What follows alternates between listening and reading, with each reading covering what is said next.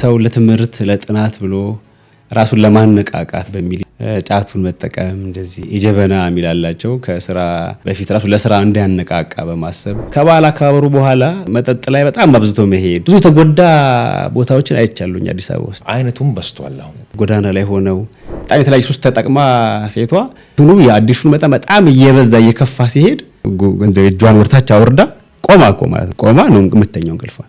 ግን አሁን ሱሶች ችግራቸው እርስ በርስ የሚያዙ ናቸው። አብዛኛው የሚቀምሰው ያንን ለመስፈር ብለው ወደ መጠጥ ይገባሉ።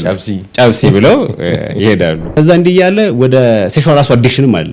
ሰው መጠጥ ከጠጣ ደግሞ ቀጥሎ ወደዛ ውስጥ የመግባት እድሉ ሰፊ ነው። ስለዚህ ሱሶች እርስ በርስ ተያዙ ናቸው። ኒውማ በጎ አድራጎት ድርጅት የሱስ ማገገሚያ ማዕከል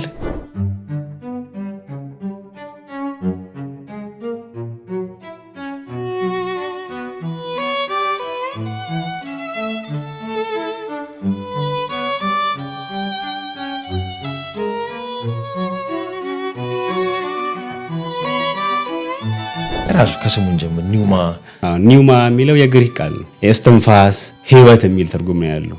በዛ ውስጥ ሕክምና እርዳታ ይሰጣቸዋል፣ የመንፈሳዊ አገልግሎትም ይሰጣቸዋል። ወደ ከ120 ሰዎች በላይ እስካሁን ማገገሚያ ማዕከል ውስጥ ገብተው ተፈውሰው የወጡ ወደ ስራ ዓለም የገቡ ልጆች አሉ። እኛ ማዕከል ላይም ከጎዳና የተነሱ ልጆች ከሱስ አገግመው ወጥተው እዛ ግቢ ውስጥ አሁን ምስክር የሚሰሩ ሰዎች አሉ።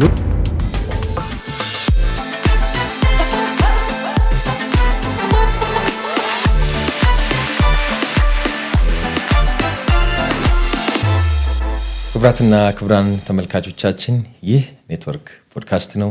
ይህንን ቻናላችንን ሰብስክራይብ በማድረግም ላይክ በማድረግም ሀሳብ አስተያየቶቻችሁን በማድረስም ቻናላችን እንዲያድግ የበኩላችሁን ስላደረጋችሁ ከልብ እናመሰግናለን። የዛሬው ፕሮግራማችን በአይነቱ ለየት ያለ ነው። ስፔሻል ኤዲሽን ልለው እችላለሁ።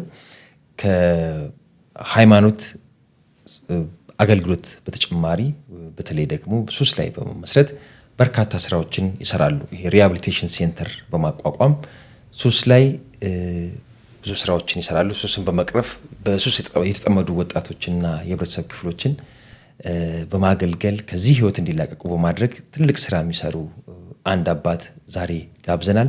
ከሳቸው ጋር ቆይታ እናደርጋለን። ይሄንን ፕሮግራም ስፔሻል ኤዲሽን ያልኩበት ምክንያት ደግሞ ፕሮግራሙን ስትከታተሉት የምትረዱት ይመስለኛል። የዛሬው እንግዳችን አባ ዘክርስቶስ ጸጋ ይባላሉ። የኒውማ የበጎ አድራጎት ድርጅት መስራች ናቸው። ይሄ ተቋም ደግሞ የሱስ ማገገሚያ ማዕከል እንደሆነም ለማወቅ ተችሏል። ቆይታችሁ ከኛ ጋር እንዲሆን ጋብዛለሁ። መልካም ጊዜ። አባ እንኳን ደህና መጡ። እንኳን ደህና ቆያችሁ። እንዴት አዩት ስቱዲያችንን? በጣም ነው የሚያምረው፣ ደስ ይላል። በጣም ወድጄዋለሁ። ቀለል ያለ ሆኖ ግን ብዙ ኢንስፓየር ማድረግ የሚችል ነገር እንደሆነ አይቻለሁና በጣም ደስ ይላል። እኔም ደግሞ የእናንተን የሱስ ማገገሚያ ማዕከል ጎብኝቼዋለሁ። በጣም ነው የተደነኩት። ያወኩበት ምክንያት ደግሞ የደመራ በዓል ዛለም በማክበር ላይ የነበሩ ልጆች ከነሱ መካከል አንድ ጓደኛዬ አይታ ነው የደወለችልኝ። ሳላድር ለማየት ሞከርኩኝ። ባየሁት ነገር በጣም ተደንቄያለሁ። ሱስ በማህበረሰብ ደረጃ የሚያስከትለውን አደጋ ከማህበረሰብ አልፎ ደግሞ በአገር ኢኮኖሚ ላይ የሚያስከትለውን ነገር የምናውቀው ነው። እርስዎ በተለይ በሱስ ማገገሚያ ላይ ያተኮረ ፕሮጀክት መነሻ የሆኑት ነገር ምን ነበረ? እንደው እንዴት ገቡ፣ እንዴት አሰቡት ለማለት ፈልጌ። በጣም ማለት ነው እንግዲህ አሁን አዲክሽን ሱስ በጣም ዓለም አቀፋዊ ጫና የፈጠረ ትልቅ ጉዳይ ነው። እንደው አንዳንድ ጸሐፊያን ዳንጀረስ ጎስት ይሉታል፣ አደገኛ መንፈስ ነው ይሉታል ሱስና ከባድ ነው። እንግዲህ በተለይ በሃይስኩል ጉዳዮችን ሳይ ኮሌጅም ገብቼ ድሬዳዋ 2 ዓመት የመኖር እድል ነበረኝ። ድሬዳዋ ኖር ያለሁኝ እና ማህበረሰባችን ሰፈራችን አካባቢ ላይ ብዙ እንዲያን ጉዳዮችን ገጥመውናልና ያንሳስብ በተለይ ሃይስኩል ላይ ሰው ለትምህርት ለጥናት ብሎ ጫቱን መጠቀም እንደዚህ ቀላል ጉዳዮች የሚባሉ ጉዳዮች እየተጠቀመ ግን ራሱን ለማነቃቃት በሚል ይጀምርና ግን ይሄ እየሰፋ ሄዶ ሰው ከትምህርቱ ሲስተጓጎል እንደው ትምህርት እንኳን ውጤታማ ቢሆንም በሆነ ኃይል እየተጠቀመ ውጤታማ ወደ መሆን ሲመጣ ሳይ በሃይስኩል ላይ አዘን ነበረ። ከዛ ድሬዳዋ ደግሞ 2 ዓመት ስለኖርኩኝ በቃ እዛ ያለ ማህበረሰብ በጣም ደስ የሚል ማህበረሰብ ነው፣ ተወዳጅ ማህበረሰብ ነው።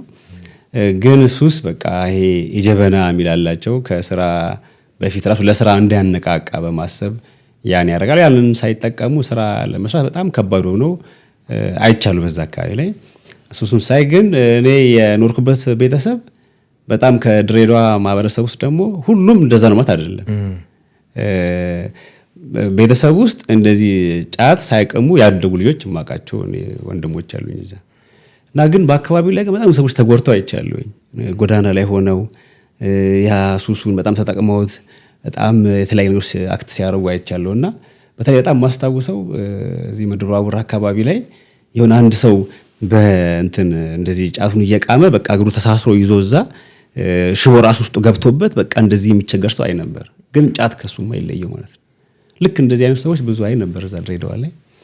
እና እንዲህ እያል ወደ መንፈሳዊ ቦታም ስመጣ በተለይ እንዲህ ጥምቀት በዓልን ስናከብር በዓላት ሲኖሩ በበዓላት ላይ ወጣቶችን እናያቸዋለን። በዓል ሲያከብሩ ደስ ይላል።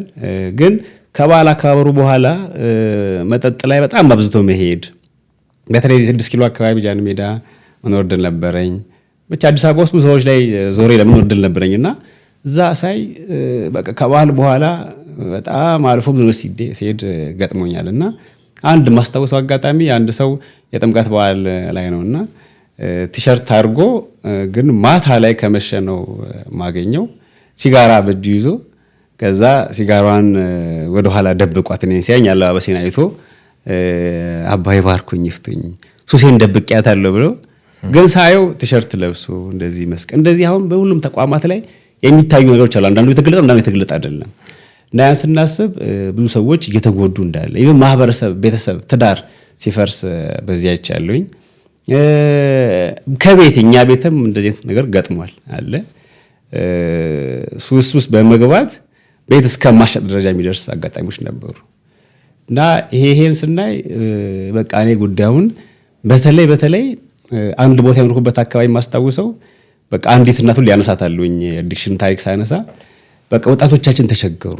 የጥምቀት በዓል ላይ ነው ማስታውሰው አጋጣሚውና እባካችሁ አስተምሯቸው ያለች ሴትዮ ሁሌ አስታውሳታለሁ። እስቲ ጸልይ፣ እስቲ እግዚአብሔር ፈቃድ ይሁን ጸልዩ እስቲ እናንተ አልኳት። እኛማ ጸሎታችንን ጨርሰን በቃ ይሄው እንባችንን ጨርሰናል፣ ደም እያነባን ነው ያለች ሴትዮ በጣም አስታውሳታለሁ። እና ብዙ የተጎዳ ቦታዎችን አይቻለሁኝ አዲስ አበባ ውስጥ።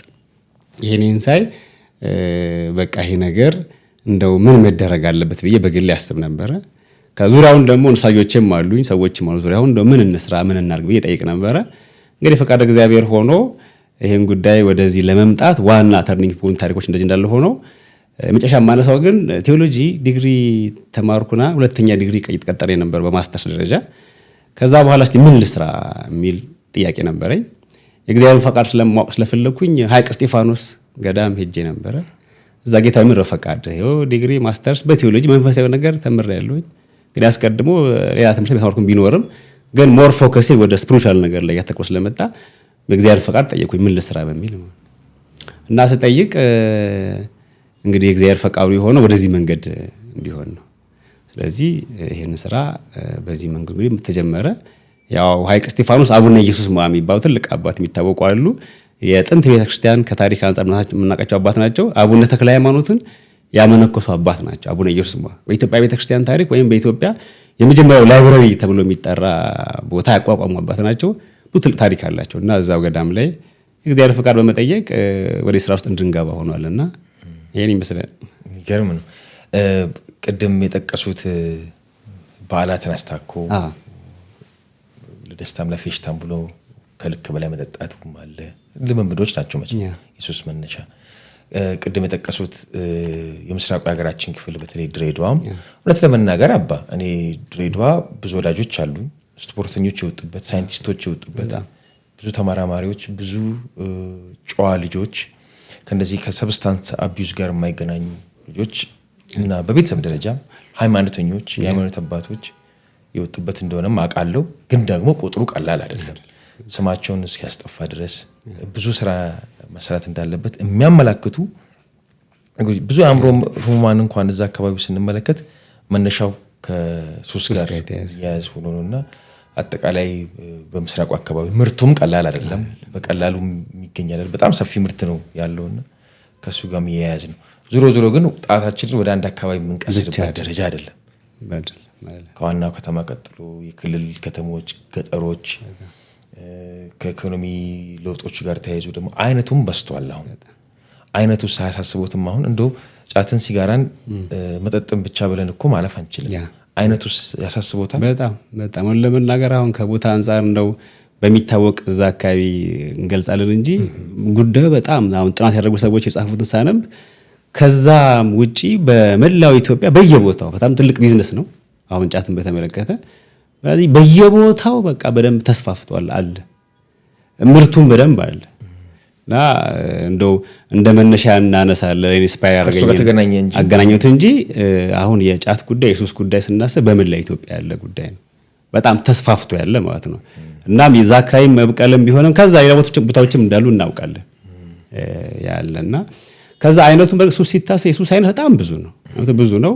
ከ200 በላይ የሱስ አይነቶች እንዳሉ ይገለጻል። ግን አሁን በተለይ በኢትዮጵያ ውስጥ ዶሚኔት ያደረጉትን ስናያቸው ጫት አንደኛ ይሆናል። ጫት፣ ሲጋራ እነኚህ ከሱስ አንጻር በደንብ ጎልቶ የሚታዩ ናቸው። አልኮልን ይበልጠዋል አባ? አልኮልም አለ አብሮ። አልኮልን አሁን በእናንተም ተሞክሮ ሊሆን ይችላል ከጫትና ከመጠጡ ከአልኮሉ ሚዛን የሚያነሱ የትኛው ነው? ያው እንግዲህ በደንብ እርግጥ ጥናት ይፈልጋል ጉዳዩን። ምን ለመናገር አሁን በዚሁ አጋጣሚ እንደምለው በጉዳዩ ላይ በጣም ጥናት ተደርጓል ብዬ ነው ያላምነ። ጥናት የተደረጉ አሉ ግን በቂ አይደሉም እና በጥናት ውስጥ ግን ባነበብኳቸው እኛ እንደኛ ግቢም ባየነው መጠጥ የሚጠጡ ሰዎች በዛ ሚል ይመስለኛል። አሁን በእኛ ጥናት ባየነው መጠጥ እና ጫት ከዛ ነው ሲጋራ ከዛ ከሁሉ ግን ከባድ ሆኖ ግን የሚነገር የተኛው ነው ሲጋራው። የሲጋራ ሱስን ራሱ ለመተውም በጣም ነው የሚከብደው። እኛ ግቢ ሲመጡም አሁን ብዙ ሲፈተኑ የምናያቸው የሲጋራው ጉዳይ በጣም ያስቸግራቸዋል። ስለዚህ አይነቱን እንዳልከኝ እነኚህን እየገለጽን ግን ሌሎች ጉዳዮችም አሉ። አሁን ሲምፕሊ እኮ የስልክ እኮ አዲክሽን እኮ አሁን ሰው በጣም እየተቸገረ ነው። ስልክ ትልቅ አዲክሽን ሆኗል። እሱ አሁን ሶሻል ሚዲያ ላይ በጣም አብዝቶ መቀመጥ አሁን ጥናቶች የሚገልጹልን አንድ ሰው ከ2 ሰዓት በላይ ስልኩ ላይ አታች ካረገ በቃ አዲክት ሆኗል ነው የሚባለው። በ24 ሰዓት ውስጥ እኮ እዚህ አዲክሽን ሌቭል ያጠኑት እንደዛ አስቀምጠውለታል። ስለዚህ እሱ አለ እንዲህ ያለ ሌሎች ደግሞ ራሱ ኢቭን ማስተርቤሽን የሚባላል እሱም ሱስ ሆኖ በጣም ወጣቶች የሚቸገሩበት ነውና አይነቱ ብዙ ነው። ከዛ አልፎም ደግሞ ለድራግም ደግሞ ሲመጣ ደግሞ የሚጠቀሙ የሕክምና ባለሙያዎች የሆኑ በመድኃኒት ስም ለመድኃኒት ለመውሰድ በማለት ወስደው ደስታን ፍለጋ በጣም ከፍ ያለ እየወሰዱ የሚቸገሩ ሰዎች እንዳሉ እናውቃለንና አይነቱን ስናስብ በጣም ብዙ ነው። ግን በተለይ ኢትዮጵያ ውስጥ እናያለን። በውጭው ዓለም ደግሞ ከዛ በዚህ በአውሮፓ ሌሎች ደግሞ በጣም ከባድ ይሆናል። አንድ ቪዲዮ ያየሁት የገረመኝ በጣም የተለያዩ ሱስ ተጠቅማ ሴቷ ምንድነው አንድ ቦታም አለ ኢቭን እንደዚህ ጎንበስ ብላ ለብዙ ሰዓት ተኝታ እኮ ነው። አንድ ዚሆን የምትባል ነች ከዛ ከሱስ የወጣች ሴት ሶሻል ሚዲያ ላይ ተመልክቻለሁና እንትኑ የአዲሽኑ በጣም እየበዛ እየከፋ ሲሄድ እንደዚህ እጇን ወርታች አወርዳ ቆማ ማለት ነው። ቆማ ነው የምትተኛው እንቅልፏን። እንዲህ የሚያደርጋቸው ቦታዎች እንዳሉ በዓለም አቀፍ ደረጃ ይታያል። ስለዚህ ሱስ በኃይል ከባድ ነው። እንደውም በጥናቱ የሚገልጸው አንድ ለ18 ከ18 ሰው አንድ ሰው ሱስ ላይ እንዳለ ነው የሚገለጸው። ወደ 292 ሚሊዮን በላይ ሱሰኛ እንዳለ ጥናቶች ይገልጻሉ በዓለም አቀፍ ደረጃ ማለት ነው። ስለዚህ የሱስ አይነቱ ብዙ ነው። በተለይ ግን በኢትዮጵያ ውስጥ የሚነገሩት እነኚህ በጥናቶች የሚገልጹልን የጫቱን የሲጋራውና የመጠጡ ሆኖ ይገለጻል። አንዱ እንግዲህ ከሰብስታንስ አቢዩዝ የሚሉት አሉ። አሁን አንድ ነገርም ሳገላበጥ እርሶ የጠቃቀሷቸው ነገሮች እንዳሉ ሆነው የተለያዩ ደግሞ ልምምዶች አሉ። አሁን ካርታ ለምሳሌ ካርታ እንደ ሱስ ይቆጠራል። ቅድም ያነሱት የዚህ የቴክኖሎጂ የጌም አይነት ሱሶች አሉ። እነሱ እንዴት የሚፈርጇቸው? አሁን እሱ ችግር ሆኖ እናንተ ጋር ይመጣል መፍትሄ ይፈልግለት ተብሎ ወይስ የሚያያዝ ነገር አለ? እኛ ጋር አሁን እስካሁን ያሉት እኛ ጋር የምናያቸው ከጫት ጋር ሲጋራ ጋርና መጠጥ ናቸው። እኛ ጋር ያሉት በዋና አብዛኛዎቹ የምናያቸው እነኛ ናቸው። ግን አሁን ሱሶች ችግራቸው እርስ በርስ የሚያያዙ ናቸው። አሁን የሚቅም ሰው ካለ ጫት የሚቅም ከሆነ አብዛኛው የሚቀም ሰው ያንን ለመስፈር ብለው ወደ መጠጥ ይገባሉ። ጫብሲ ብለው ይሄዳሉ። እንዲህ ይደረጋል እና እያለ አንዱ ካንዱ ከዛ እንዲህ እያለ ወደ ሴክሹዋል ራሱ አዲክሽንም አለ። ሴክሹዋል አዲክሽን ሰው መጠጥ ከጠጣ በኋላ ቀጥሎ ወደዛ ውስጥ የመግባት እድሉ ሰፊ ነው። ስለዚህ ሱሶች እርስ በርስ ተያዙ ናቸው። ይሄ አሁን ጋምብሊንግ እንለዋለን። ይሄ ቁማር መጫወት ማለት ስለዚህ በካርታ የሆነ ገንዘብ እያስያዙ እንዲያሩ መጫወት ይጀምርና ይሄኛው ራሱ እያደገ ሲሄድ በጣም ብዙ ሰዎች ቤታቸው የሸጡ ሰዎች አሉ። በዚህ የተነሱ እንግዲህ ከአነበብናቸው አንፃር ማለት ነው። ግን ሞር እኛ ጋር ለጊዜው በምንሰራው ስራ ላይ እነኚህ ሶስቱ ናቸው አተኩረው የምናያቸው። ሌላኛው እንግዲህ የተጠቃሚዎቹ አይነት፣ አካባቢያቸው፣ ባክግራውንዳቸው ከአካባቢም አንፃር ቅድም እንደገለጽ በመላው ኢትዮጵያ ጉዳዩ እንዳለ እየተረዳን በተለይ አሁን አዲስ አበባ ውስጥ ብዙ አሉ። በየክፍለ ከተማው እንደውኛ እንደ ፕላን በየክፍለ ከተማው አንድ ራሱ ሪሃብ ሴንተር ያስፈልጋል። በጣም ካነሰ ማለት ነው። በደንብ ይሰራግ በናችን ላይ በዚህ ጉዳይ ላይ በደንብ እየተሰራ እንዳልሆነ ነው የማምነው እኔ። ሱስ ማገገሚያ ማዕከል ላይ የሚሰሩ ብዙ አይደሉም። ቁጥራቸው በጣም አነስተኛ ነው። ኢቭን በጉዳዩ ላይ ከሜንታል ኬዝ ጋርም ስለሚገናኝ በኋላ ጉዳዩ በደንብ ጥናት ይፈልጋል፣ ትኩረትም ይፈልጋል ስራውን የሚሰራ ማለት ነው። እና ብዙ ሰዎች እንደማይሰሩ ነው የማየው። አሉ የሚሰሩ ሰዎች አሉ። በተለይ አንድ ማለት ፕሮፌሰር ሰለሞን የሚባሉ ገና እኔ ከ10 ዓመት በፊት የእሳቸው ኢንተርቪው ሰምቼ ነበር ሚዲያ ላይ ቀርበው ማለት ነው። አሁንም እንደው ስራ ብለው እንደሚጀምሩ እንደዚህ ይሰሩ እንደሆነ አውቃለሁኝ። ስለዚህ ምንድነው ነገሩን ስናየው በጉዳዩ ላይ የሚሰሩ ሰዎች ብዙ የሉንም፣ በደንብ አልተስተካከለም፣ አልተሰጠውም የሚለውን ከመግለጽ አንፃር ነው። እኔ እንኳን አንዱ ለማወቅ የፈለኩት እድሜ ስብጥር፣ ሃይማኖት፣ የስራ የትምህርት ደረጃ አለ አይደለ? እንደው የሚለዩ ወጣቱን ብቻ ነው አዛውንቱን ብቻ ነው እንደዚህ ጎልማሳውን ነው የተማረ ያልተማረ የሚለውን ለመለየት ወይስ አይለይም? አይ ሱስ ምንም አይለይም። ለምናገር የሃይማኖት ሰው አይለይ፣ እድሜ አይለይም፣ ጾታ አይለይም። ስታየው ሁሉም ሰው የሚያጠቃ ነው። እንግዲህ ቅድማ ዳንጀርስ ጎስት እንዳልኩ መንፈስ ሆኖ ሁሉም ሰው እያጠቃ ያለ ስለሆነ ጀራኝ ዘናረገና ወደኛ ማከር ስንመጣ ግን አብዛኛው ወንዶች ናቸው። ከእድሜም አንፃር ደግሞ ካየ ከ21 ዓመት እስከ 38 እስከ 40 ዓመት ያለ አቬሬጅ ነው ያሉት በአቬሬጅ ስናያቸው ማለት ነው። ያን ይመስላሉ።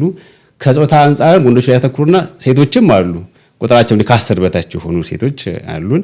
አብዛኛው ግን ወንዶች ናቸው ምናየው። ግን ሱሱ ያው ሁሉንም የሚያጠቃ ነው። ከእድሜ አንፃርም አሁን እንዳልኩ ነው የሚሆነው። አካባቢም ካለን አካባቢው እንግዲህ ከሁሉም ጋር ነው። እኛ ማከል የመጡ ሰዎች ከአዲስ አበባ በዛ ይላሉ። አልፎ ከባህር ዳር የመጡ ሰዎች አሉ። ከድሬዳዋ የመጡ ሰዎች አሉ። እንዲህ እያለ ከኢቭን ከትግራይ የመጡ ሰዎች አሉ። እና ከአካባቢም አንፃር ስናይ እኛ በእኛ አሁን ባጠናት እኛ በእኛ መሰረት ይሄን አካባቢ ያዙ ነው እናገኝተናቸው። ድንቅ ነው። እንደው ከነገር ጉዳዩ እንጀምር ብዬ ነው እንጂ ዋናው ነጥቤ የዛሬን ፕሮግራማችንንም ስፔሻል ኤዲሽን ያሰኘው አንደኛ ሱስ ላይ ማውራታችን ነው። ዋናው ነጥብ ደግሞ ያገናኘንም ምክንያት የሆነው ኒውማ ነው። ኒውማ በጎ አድራጎት ድርጅት የሱስ ማገገሚያ ማዕከል ስለሱም እንድናወራ ነውና የሱ ጽንሰት፣ አወላለድ፣ እድገት፣ እድሜው ምን ይመስላል ራሱ ከስሙን ጀምር ኒውማንም መሰለኝ መጀመሪያ ቴክስት ያደርጉኝ ልጆች ኒውማን ሲሉን ይሄ አዲስ ሰው ሊሉ ፈልጎ መሰለኝ ገና ወጥየሳዩ ደግሞ ኒውማ ነው የሚለው ኒውማ የሚለው የግሪክ ቃል ነውና ቀደም እንዳነሳውለ ስንጀምረው ስራውን ያው ኦርጋናይዜሽን ተቋም መሆን ስላለበት ወደ ተቋም እናምጣው ብለን ስናስብ ስሙ ያስፈልጋል፣ ሎጎ ያስፈልገናል፣ ወደዛ ውስጥ ፍቃድ ያስፈልገናል። እንዲህ እያል ወደዛ ስንሄድ በቦርድ የሚመራ ተቋም ነው ኒውማ። ከዛ ስሙን ደግሞ ኒውማ ስንል ምንድነው ማለት ኒውማ የግሪክ ቃል ሆኖ ኒውማ ማለት ላይፍ ብረዝ ተብሎ ይተረጎማልና እስትንፋስ፣ ህይወት የሚል ትርጉም ነው ያለው እና ኒውማ ነው የግሪክ ነው። the word ኒውማ comes from ግሪክ ነው የሚለው ከግሪክ የመጣ ነው ህይወት ማለት ነው። ስለዚህ የኛ ፐርፐዝ ለወጣቶች በዚህ አምራች በሆነ ኃይል ያለ ወጣት ግን በሱስ ሲያዝ በጣም እየተጎዳ ሲመጣ ህይወቱን እያጣ ሲመጣ ትዳር ሲፈርስ ልጆች ሲበተኑ ሀብት ንብረት ሲባክን ስለዚህ ይሄን ህይወት መመለስ መስተካከል አለበት። ማህበረሰባዊ ቀውስ አለው፣ ሀገራዊ ቀውስ አለው። ስለዚህ ይሄንን ህይወት ማስተካከል ይገባል በሚል ተነሳንና ስለዚህ ኒውማ አልነው ያው ህይወት ማለት ነው። የወጣቶችን ህይወት ከፍ ማድረግ የሚቻልበትን ከፍታ ኖሯቸው እያደጉ ያለባቸው እንጂ ይሄ አደገኛ በሆነው መንፈስ በጣም የብዙ ሰዎችን ህይወት የሚጎዳው ሱስ ጎቶቷቸው በጣም ያሳዝነው እኮ ብዙ ሰው በጎዳና የሚኖር ደግሞ አለ አዲስ አበባ ውስጥ። በተለይ እንደመነሻ ስንጀምረው ጉዳዩን ጽንሰ ሐሳቡ ሱስ ላይ እንስራለን፣ ግን መነሻው ኬት ይሁን ብለን ስናስብ ከኔ ዙሪያ 100 ሰዎች አሉ ልጆች የሆኑና እስቲ በየቤቱ እንደው ሱስ ያለበት ሰው አይጠፋም እና እስቲ አንዳንድ ከቤተሰቦቻችን ካለው አንጡና እነሱ ላይ እንስራ ብለን ነው ሐሳቡን የጀመርነው። ከዛ ስንጀምር ጉዳዩን አንዷ የንስሐ ልጄ ምን ታደርጋለች ወደ 20 ሰዎችን የማውቃቸው አሉ አለችኝ። ሌሎች ሰዎች እኮ አንዳንድ እንዲያመጡ ነው በቅሬ ቢያንስ 200 ሰው እናገኛለን ከዛ ስራውን እንቀጥላለን ብዬ አስቤ ነበር። እሷ ወደ 17-8 አካባቢ አስታውሳለሁ እንደዚህ ልጆች እንዲወጡ ተደረገ። ልጆቹ ግን ከመጡ ከጎዳና ነው። ወይዘሮ አበበችን የምታውቃቸው ከሆነ አይደለም አበበች ቶላ የዚህ በጎ አድራጎት ላይ በጣም ሰው ይታወቁ ማውቃቸው መሰለኝ። ይታወቃሉ። ዶንኪ ቲዩብ ላይ ከዚህ ቀርበዋል። እና እሳቸው ጎዳና ልጆችን እየሰበሰቡ ማስተማር፣ መመገብ፣ ራሳቸውን እንዲችሉ የማድረግ ስራ ይሰሩ ነበር። ለካ እሷ ልጅቷ የንስሐ ልጄ የሆነችው የእሷቸው ልጅ ነችና እዛ እሷ ስታመጣልኝ ቼክ ስናደርግ የጎዳና ልጆች ናቸው እና ጎዳና ላይ ያለ ሰው ሌሊቱን አዳሩን ሲያድር ብርዱን ለመቋቋም ሲሉ የሚጠቀሙት መጠጥ ነው። ብዙ ያደርጋሉ፣ እዛ ውስጥ ይገባሉ እና ከእነሱ እንግዲህ ጽንሱ ሲመጣ ከዛ ነው የጀመረው ማለት ነው። መጡ ልጆቹ ቼክ ስናደርግ ጎዳና ልጆች ናቸው እና እነሱን ያዝንና ከወይዘሮ አበበች ጋር ሆነን ስራውን ጀመርነው ማለት እንዲያደርገን። ከዛ ወደ ቦርድ አመጣ ነው። ቦርዱ እንግዲህ ተቋማዊ ሆኖ ፈቃድ አግኝተን ኒው ማይ ኢትዮጵያ በጎ አድራጎት ድርጅት ብለን ስራውን ጀመርነው። መቼ 2013 ውስጠ ደንባችንን አዘጋጀን። ከዛ ፍቃድ ያገኘው 2015 ፍቃድ አገኘ ከመንግስት። ለዚያን ፍቃድ ይዘን ስራውን እዚህ ውስጥ ደግሞ የሚገርም ከኔ ጋር አብረው የሚሰሩ ባለሙያዎች አሉ፣ ዶክተሮች አሉ፣ ሐኪሞች፣ ሳይኮሎጂ ባለሙያዎች አሉ። እነሱም ይሄን ስራ እንግዲህ በውይይታችን መካከል ሐኪሞች የሆኑ ቦርድ ላይ የነበሩ ሰዎች ነበሩ፣ ሐኪሞች የሆኑ ስራ አስፈጻሚ የሆኑ የሚሰሩ ልጆች ነበሩ አብረውና እነኛ ደግሞ የሕክምና ባለሙያዎቹ ስራዎቻቸው እዚህ ኤካ ኮተቤ ይታወቃል በዚህ ስራና እዛ የሚሰሩ ልጆች ነበሩና ከዛ ጋር ደግሞ ኮኔክት አደረግ ነው ጉዳዩ ከኤካ ኮተቤ ጋርና እነሱ አሁን ስቲል ነው እኛ ጋር እየመጡ ያግዙናል። ዶክተሮቹ፣ ሳይካትሪዎች እዛ ያሉ ሳይኮሎጂ ባለሙያዎች እየመጡ እኛን ያግዛሉና ስለዚህ ህብረቱ እንደዚህ ሆኖ ስራው እየተሰራ ይገኛል። በቮለንተሪ ነው የሚሰሩት? ቮለንተር ነው። አዎ የመንግስት ተቋም ነው ኤካ ኮተቤ ማለት የአማኑኤል ሆስፒታል ብራንቹ ማለት ነው። ስለዚህ በቮለንተሪ እየመጡ የሚያግዙ ኤካ ኮተቤ ሆስፒታል እንኳን የማውቀው በኮቪድ ጊዜ ኮቪድ ታይም እንደ ማገገሚያ አድርገውት ነበር። ኳራንቲን ሴንተር ሆኖ ነበር የመጀመሪያው። ሲጀምር ግን ፕላኑ የነበረው ፕላኑ የአማኑኤል ሆስፒታል ብራንች ሆኖ እዛ አዲክሽን ላይ በደንብ በሰፊ ቦታ ተይዞ ሊሰራበት ነበር። ግን ያው የኮቪድ ታይም ሲሆን ወደ ኳራንቲን ሆኖ ከዛ ግን አሁንም ስራውን እየሰሩ ነው። አዲክሽን ላይ ሜንታል ኬዝ ላይ እየሰሩ ከዛስ ከዛ በኋላ እንግዲህ ፍቃድ 2015 ፍቃድ አገኘ። ያን ፍቃድ ይዘን ስራውን መስራት ጀመርን። ቦታ ያስፈልገን ነበረ። ሪሃብ ሴንተር ማገገሚያ ማዕከል የግድ ቦታ ያስፈልጋል እና በወቅቱኛ ቦታ አልነበረንም። ስለዚህ ልጆቹን እየሰበሰብን ለማስተማር ለመምከር እንሞክራለን። በሳምንት 3 ቀን እየጠራን አስተምረን ሀፍ ዴይ ብቻ ቆይተናቸው ከዛ እንልካቸዋለን። ሰኞ፣ ሮብ፣ ዓርብ 3 ቀን እንጠቀም ነበረ። ግን ከሰዓት በኋላ ያው ኑሯቸው በጎዳና ነው። ከዛ እንደገና ምግብ ፍለጋ አለባቸው እዛ ላይ። ከዛ ሱስም ይጠቀማሉ እንዲያሉ ሰኞ እንዲያግኝተናቸው ማክሰኞ ውለው አድረው ረቡ ሲመጡ እንደ ኢቭን ጠዋት ሲመጡ ራሱ ያው ቀማምሰው ሞክረው አድረው ምናምን የሚመጣውና ስናየው ይሄ ነገር ውጤታማ አያደርገንም። በሳምንት 3 ቀን አስተምረን መከረን ምግብ ሰተን ብቻ መድረቅ ስለማንችል ያስፈልጋል የግድ ሪሃብ ሴንተር ያስፈልጋል። በተለይ እዛ ኮተቤ ላይ የነበሩት ባለሙያዎች ዶክተር አቤል በዚህ በቃ የግድ ሪሃብ ሴንተር ያስፈልጋል፣ ቦታ ያስፈልጋቸዋል የሚል ሀሳብ ሰጡን። እኔ ቦታ የግድ ስለሚያስፈልገን ቤት የተከራየን ቤት ተከራይተን እንግዲህ ስንከራይ ምንም ይሆን አሁን በሞቲቬሽን ጉዳዩን በቃ እኛ እንደ ኢትዮጵያዊ አንድ ድርሻ እንወጣ፣ እኛ የምንችለውን የምናደርግ ዝም ብሎ መናገር ማውራት ብቻ ሳይሆን ተግባራዊ ነገር እናምጣ በሚል በቃ ያለችንን ብር አሰባስበን ብለን ቤት ተከራየን ማለት ነው። ቤት ተከራይተን በቃ ፈርስት ጀነሬሽን ወደ 20 የሚሆኑ ልጆች እንዲገቡ ተደረገ። ኤካ ኮተቤ በሙያ እያገዙን፣ ዶክተሮች የኑ ልጆች ደግሞ ቮለንተሪ እየመጡ እያገዙን፣ አንዳንዱ ራሱ መጥቶ በማደር እንደው በጣም የሚገርም መጀመሪያ ልጆቹ ሲገቡ ሙሉ ሻወር ነው የምናደርጋቸው። ያንን እዛ ከቮለንተሮች መጥተው እንዲያግዙ የሚደረገው። በዚያ አጋጣሚ ማረሳው ፋሲል የሚባል አርቲስት በጣም ታዋቂ፣ እሱም እዚህ ጎዳና ልጆች ላይ ይሰራል እና እሱም በደንብ አግዞናል በወቅቱ ማለት ነው። እሱም ልጆች የማጠብ ስራ አጥበን አጸራርተን ልብሳቸውን ቀየረንላቸው እንዲገቡ። በጣም የሚገርም መተኛ ፍራሽ እንኳን ቤቱን ተከራየን እንጂ የሚተኙበት ፍራሽ እንኳን አልነበረም። የግድ ነው ጉዳዩን ስናስበው መለወጥ ካለባቸው ገብተው መለወጥ ያለባቸው። ከዛኛ ደግሞ ቴክኖሎጂ ደግሞ ምንድነው አሁን አዲሽን ሰዎች ሲሄዱ ሪዳክሽን ሜተድ የሚባል አለ። ጉዳዩን እየቀነሱ እንዲሄዱ ማድረግ አንዱ አፕሮች እሱ ነው። ሌላው ደግሞ ቶታሊ እንዲያቆሙ ማድረግ እና እንደገቡ የሚሰጣቸው መድኃኒት አለ። ከውስጣቸው ያለውን ሱሱን ያንን አልኮሊክ ነገሩን እንዲያወጣ የሚደረግላቸው መድኃኒት ይሰጣቸዋል። ያን መድኃኒት ወስደው ከሱሱ በቃ እንዲያቆሙ ነው የምናደርጋቸው። ራዲካሊ እንዲያቆሙ ነው የምናደርጋቸው ግቢ ውስጥ እንደዛ ይደረጉና እንግዲህ ከገቡ አይወጡም። ግቢ ውስጥ ነው የሚሆኑት። በዛ ውስጥ ካለ ሕክምና እርዳታ ይሰጣቸዋል። የመንፈሳዊ አገልግሎትም ይሰጣቸዋል።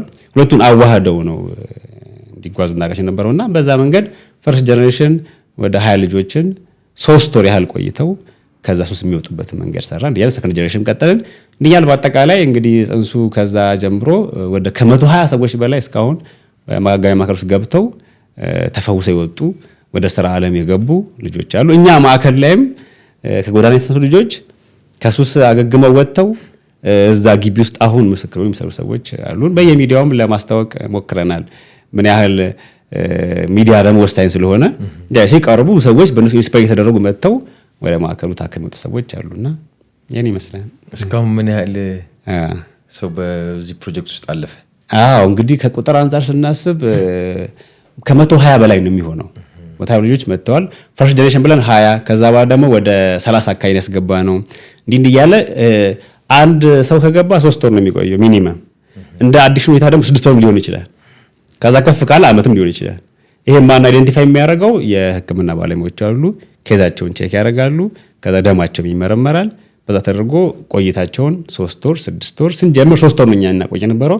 በኋላ ኬዞች እያየን 6 ወር ማቆየት ጀመርን እና በዚህ መንገድ እንግዲህ ከ120 በላይ ሰዎች በማዕከላችን ላይ ገብተው ወጥተዋል። አሁን ወደ 30 አካባቢ ሰዎች አሁን ማዕከላችን ላይ ደግሞ አሉ። እንዴት ነው አድሚት የምታደርጉት? በፍቃድ ነው? በክፍያ ነው? በጉልበት ነው? አስሮ በማስቀመጥ ነው? የመጀመሪያው የኛ መመሪያ ሱስን ሰው ለመተው ፈቃደኛ ሆኖ ካልመጣ ተገደው ሰዎች ይገቡና ከገቡ በኋላ ያ 3 ወር 6 ወር ቆይተው ተመልሰው ሊገቡበት ይችላሉ። እና ዋናኛ አድሚት የምናደርግበት መንገድ ፈቃደኛ መሆን አለባቸው። ፈቃደኛ ሰው ከሆነ በቃ ተቸግሩ ሰዎች አሉ እየደወሉ የሚያለቅሱ በቃ ባካችሁ እኔ መዳን ፈልጋለሁ የሚሉ ሰዎች በቃ እኔ ልሞት ነው ባካችሁ እርዱኝ ሰዎች በጣም ሰዎች አሉ። እና እነኛ ሰዎች ወደ ማዕከሉ ገብተው ከዛ አገግመው ሲወጡ በጣም ኢፌክቲቭ ነው የሚሆኑት። ተገደው የሚገቡ አልፎ አልፎ ይኖሩ ይችላሉ። ከገቡ በኋላ ግን ምንድን ነው የምናደርገው? ያ ዌልካም እንላቸዋለን። ከዛ ቀስ አድርገን ማስተማር፣ መምከር፣ ማሳየት፣ ሕክምናው እንዲቀበሉ ማድረግ። ደግሞ አብሮ ስፒሪቹዋል ቴራፒ ደግሞ አለን። ቴራፒ ላይ ደግሞ መንፈሳዊ ነገር ላይ ወደ ጸበል እንዲመጡ ማድረግ። እንዲህ ስናደርጋቸው ቀስ በቀስ ይሄ ሲገቡ የነበራቸው አግሬሲቭነት በኋላ አስገደውን ያመጡኝ ሰዎች አሉ እንዲሁና በኋላ ግን ተስተካክለው ጥሩ ሆነው ደስ ብሏቸው ቀጣይ ወጥተው ስራቸውን የሚቀጥሉ አሉ። የመጀመሪያው ስራ እንግዲህ ስራችን በጎ አድራጎት ነው። የበጎ አድራጎት ስራ ስለሆነ ገንዘብን እንደዚህ ሰው ከፍሎ እንዲገባ አይደለም የምናደርገው። ምናልባት እንደ ኦፕሽን ያለን ሰልፍ ስፖንሰር ያለን ሰዎች አሉ። ራሳችን የሚያስፈልገውን ክፍያ ከፍለን ወደ መታከም እንምጣም ሰዎች ካሉ እነኛን ስንቀበላቸው አብረን አንድ ሰው ከፍሎ የራሱን ስፖንሰር ሲመጣ አብሮ ያ ደግሞ አንድ ሰው ከጎዳና እንዲያነሳ እናደርጋለን። የተቸገረ ሰው በየቤቱ በጣም ሰዎች አሉ የተቸገሩ። ስለዚህ እነኛን እናደርግና ወደ ማዕከሉ እንዲቆዩ እናደርጋቸዋለን። ስለዚህ በጎ አድራጎት ነው። ብዙ ሰዎች በጎ አድራጎት ሰዎች ያግዙና ይረዱናል። ያንን ይዘን ነው ለማሳደግ የምንሞክረው። ግን ሰልፍ ስፖንሰር ካለ ደግሞ እንቀበላለን። ከሱ በሚገኘው ራሱ ወጪውን ከሸፈነ ሌላ ደግሞ ሰው እናነሳለን። ደግሞ አንድ ሰው ደግሞ የተቸገረ ሰው እንወስዳለን። የሚገርም ነው። እንግዲህ አንዱ ይሄን ነገር ለማስተዳደር ሀብት ነው የሚያስፈልገው፣ ሪሶርስ የምንለው ማለት ነው። ምንጫችሁ ምንድን ነው እናንተ? እኛ ምንጫውን የተለየ ገቢ ምንጭ የለንም። ኢንካም ጀነሬት የምናደርግበት መንገድ የለንም። ግን እቅዶች፣ ሀሳቦች አሉ፣ ፕሮጀክቶች ያሰብናቸው አሉ። ለዛ ራሱ ለማስጀመር ገንዘብ ስለሚያስፈልግ የተለየ ገቢ ምንጭ የለንም። ግን ለጊዜው አባላት የሆኑ አሉን። የቦርድ አባላት ራሳቸው እያንዳንዳቸው ገንዘብ ያዋጣሉ። ሌሎች ደግሞ በጎ አድራጎት ሰዎች አሉ በእኛ ዙሪያ ያሉት። እነሱ ሰዎች በወርም የተወሰነ ገዛ ያደርጉናል።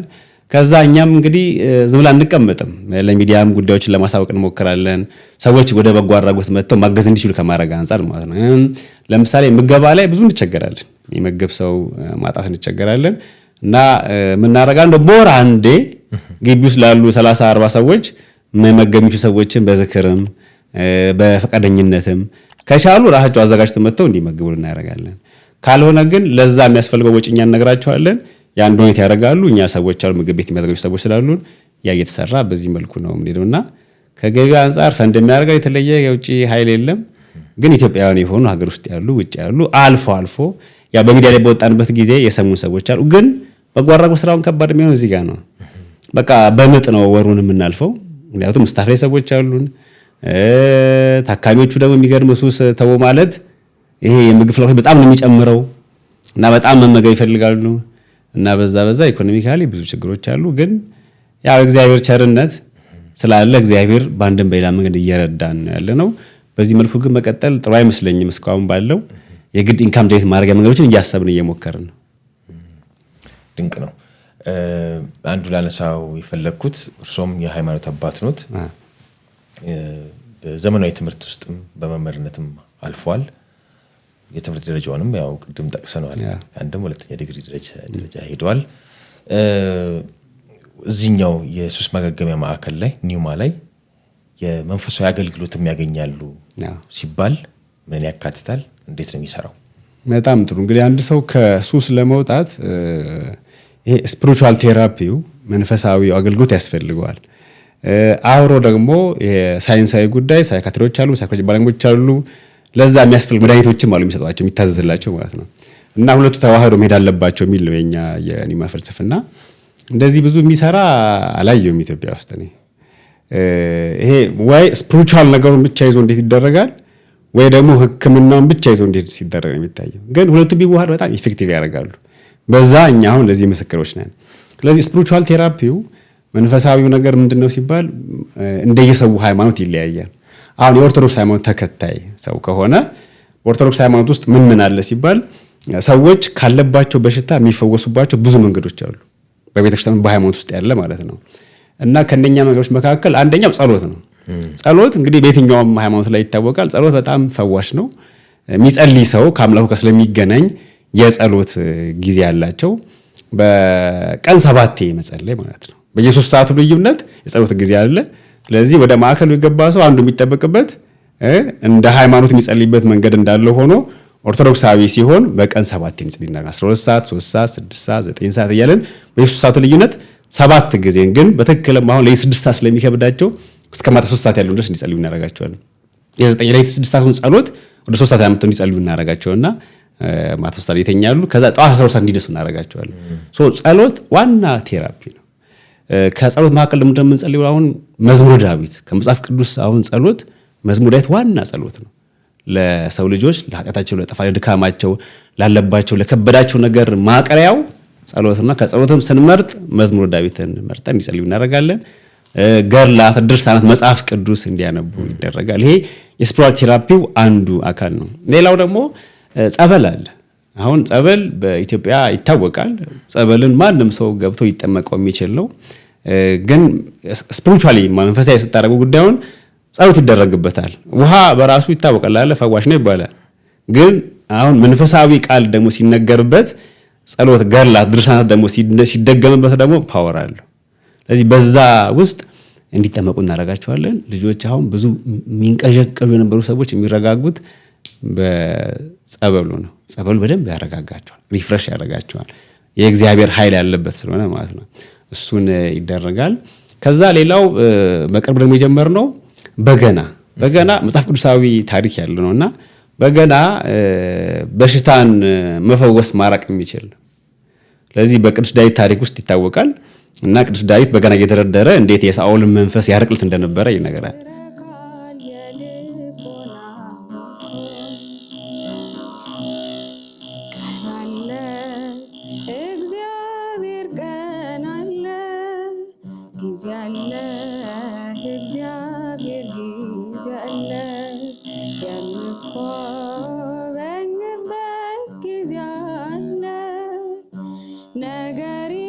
ይከወናል በቅድ ነገር ይከወናል በቅድ። ስለዚህ ይሄ ጭንቀት ድብርት የሚያስቸግራቸውን ነገር አለ አይደለ የሱሱ ያመጣባቸው ውጤት። ስለዚህ በገናው ሲደረደርላቸው በጣም ደስተኛ ሆነው ይሰማሉ። እሱም የቴራፒው አንድ አካል ነው። እራሳቸውም ደግሞ በገናውን እንዲሉት እናደርጋቸዋለን። ይዘው በገናውን እንዲደረደሩት። ስለዚህ በገና እየደረደሩ እየተለማመዱ እየሰሙት የስፒሪቹዋል ቴራፒው አካል እሱኛው ነው እና እንዲህ እያደረግን ሌላው ምናልባት ስፒሪቹዋል ቴራፒ ላይ በጣም የሚያስፈልገው ነገር ሰው ሱስ ውስጥ የሚገባ ሰው ብዙ ጥፋት ይፈጽማል። ለሱሱ ሲል ብዙ ገንዘብ ሊያጠፋ ይችላል። የራሱንም የሰውንም ስርቆት ውስጥም ሊገባም ይችላል። ወንጀልም ሊፈጽም ይችላል። በጣም አሁን አዲስ አበባ ውስጥ በጣም አንዱ የሚታየው ችግር ብዙ ወጣቶች ወደ ሱስ ውስጥ የመግባት ዕድሉ ሰፊ ስለሆነ ዝርፊያዎች እየበዙ ናቸው። ሰው እየተዘረፈ ነው። የሚዘርፉ ሰዎች አሉ። ለምን ከተባለ ገንዘቡን ዘርፈውት ለሱስ ነው አብዛኛው የሚያስቀምጡት የሚያውሉት። ስለዚህ ሱስ ውስጥ ያለ ሰው ኃጢአት፣ ጥፋት በደል ውስጥ የመግባት ዕድሉ በጣም ሰፊ ነው። በጣም ያጠፋል። ምክንያቱም ሲጋራም ከሆነ ጫትም ከሆነ የሚጠቀም መጠጥም ከሆነ እንትን መንፈሱን ይቀይረዋል። ደፋር ነው የሚያደርገው። ቡድን የሚጠቀም ከሆነ ደፋር ነው። ስለዚህ ደፋር ሆኖ ወደ ጥፋት እንዲገባ ነው ብዙ የሚያደርገው። ይሄ ሁላ በቴራፒ ውስጥ አሁን ንስሐ ያስፈልጋል። ሪፔንት ማድረግ አለበት ሰው። በቃ ጥፋቱን ማመን፣ ለማመን ደግሞ ያስፈልጋል ጸሎቱ ያግዘዋል። ትምህርት ይሰጠዋል። ደግሞ የንስሐ ትምህርት ይሰጣል። ሰው ከእግዚአብሔር ጋር እንዲገናኝ ጸሎቱ ራሱ አሁን የንስሐ አንድ አካል ስለሆነ ሲጸልይ እዛ ውስጥ ያዝናል፣ ይጸጸታል፣ ማረኝ፣ ይቅር በለኝ። ከዛ ደግሞ ለንስሐ አባት ደግሞ ሪፔንት ማድረግ ማለት ነው። ወደ ኮንፌሽን ፋዘር ወደ ንስሐ አባት ሲሄድ ንስሐውን ይገባል። የንስሐ መግባት ደግሞ በጣም ፈውስ አለው። ይሄ ሃይማኖታዊ የሆነው ፐርስፔክቲቭ አምላኩን እንዳሳዘነ ቤተሰቦቹን እንዳሳዘናቸው ሲሰማው ለዛ ለንስሐ አባት ንስሐ ሲገባ ሪሊፍ ያገኛል። ከዛ የይቅርታ መንፈስ ደግሞ ይጠበቅበታል።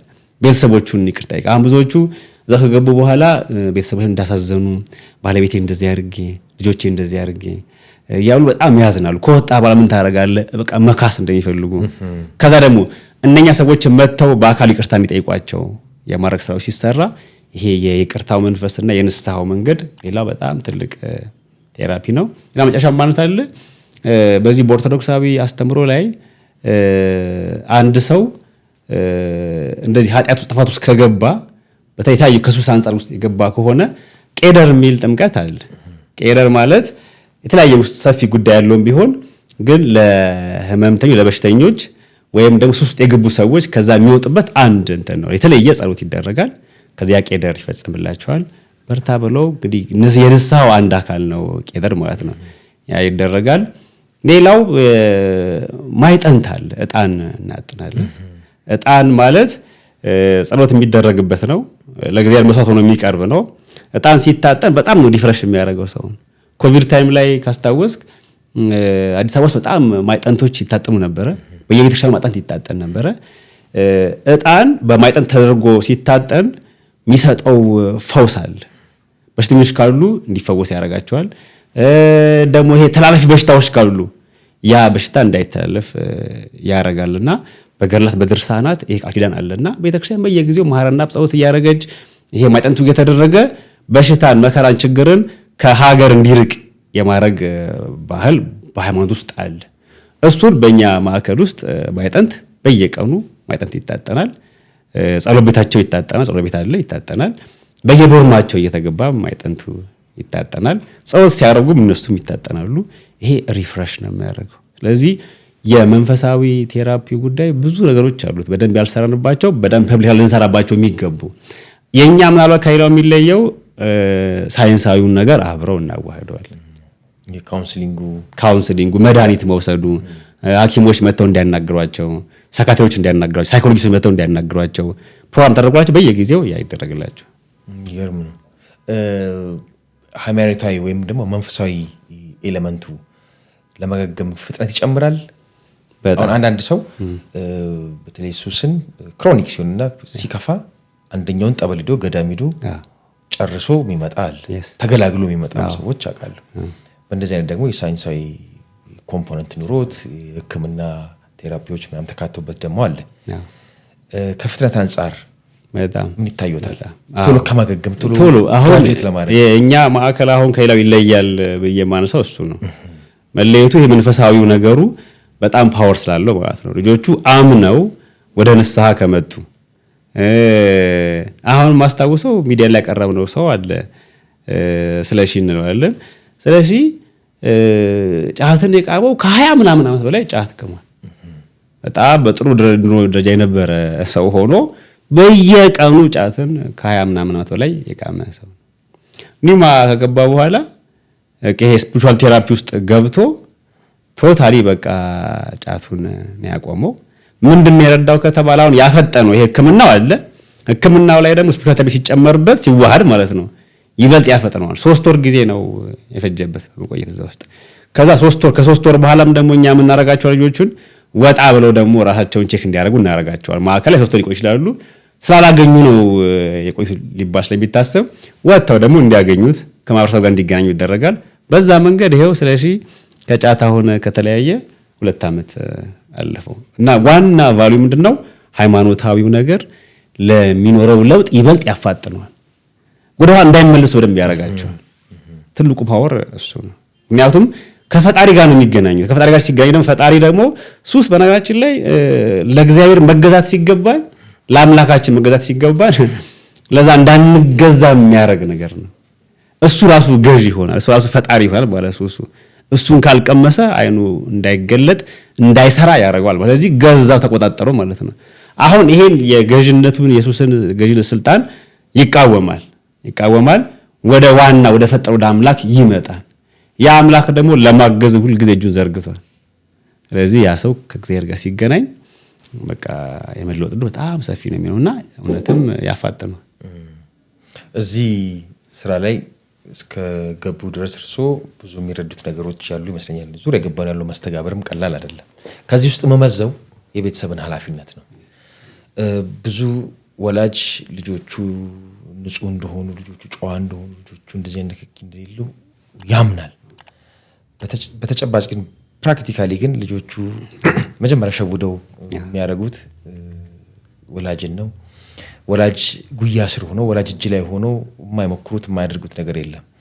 አንዳንዴ ደግሞ ዩኒቨርሲቲ ሲሄድ ነው ለስራ ብሎ ከኔ እጅ ሲወጣ ነው ብሎም የማሳባቢያ ነገሮች አሉ።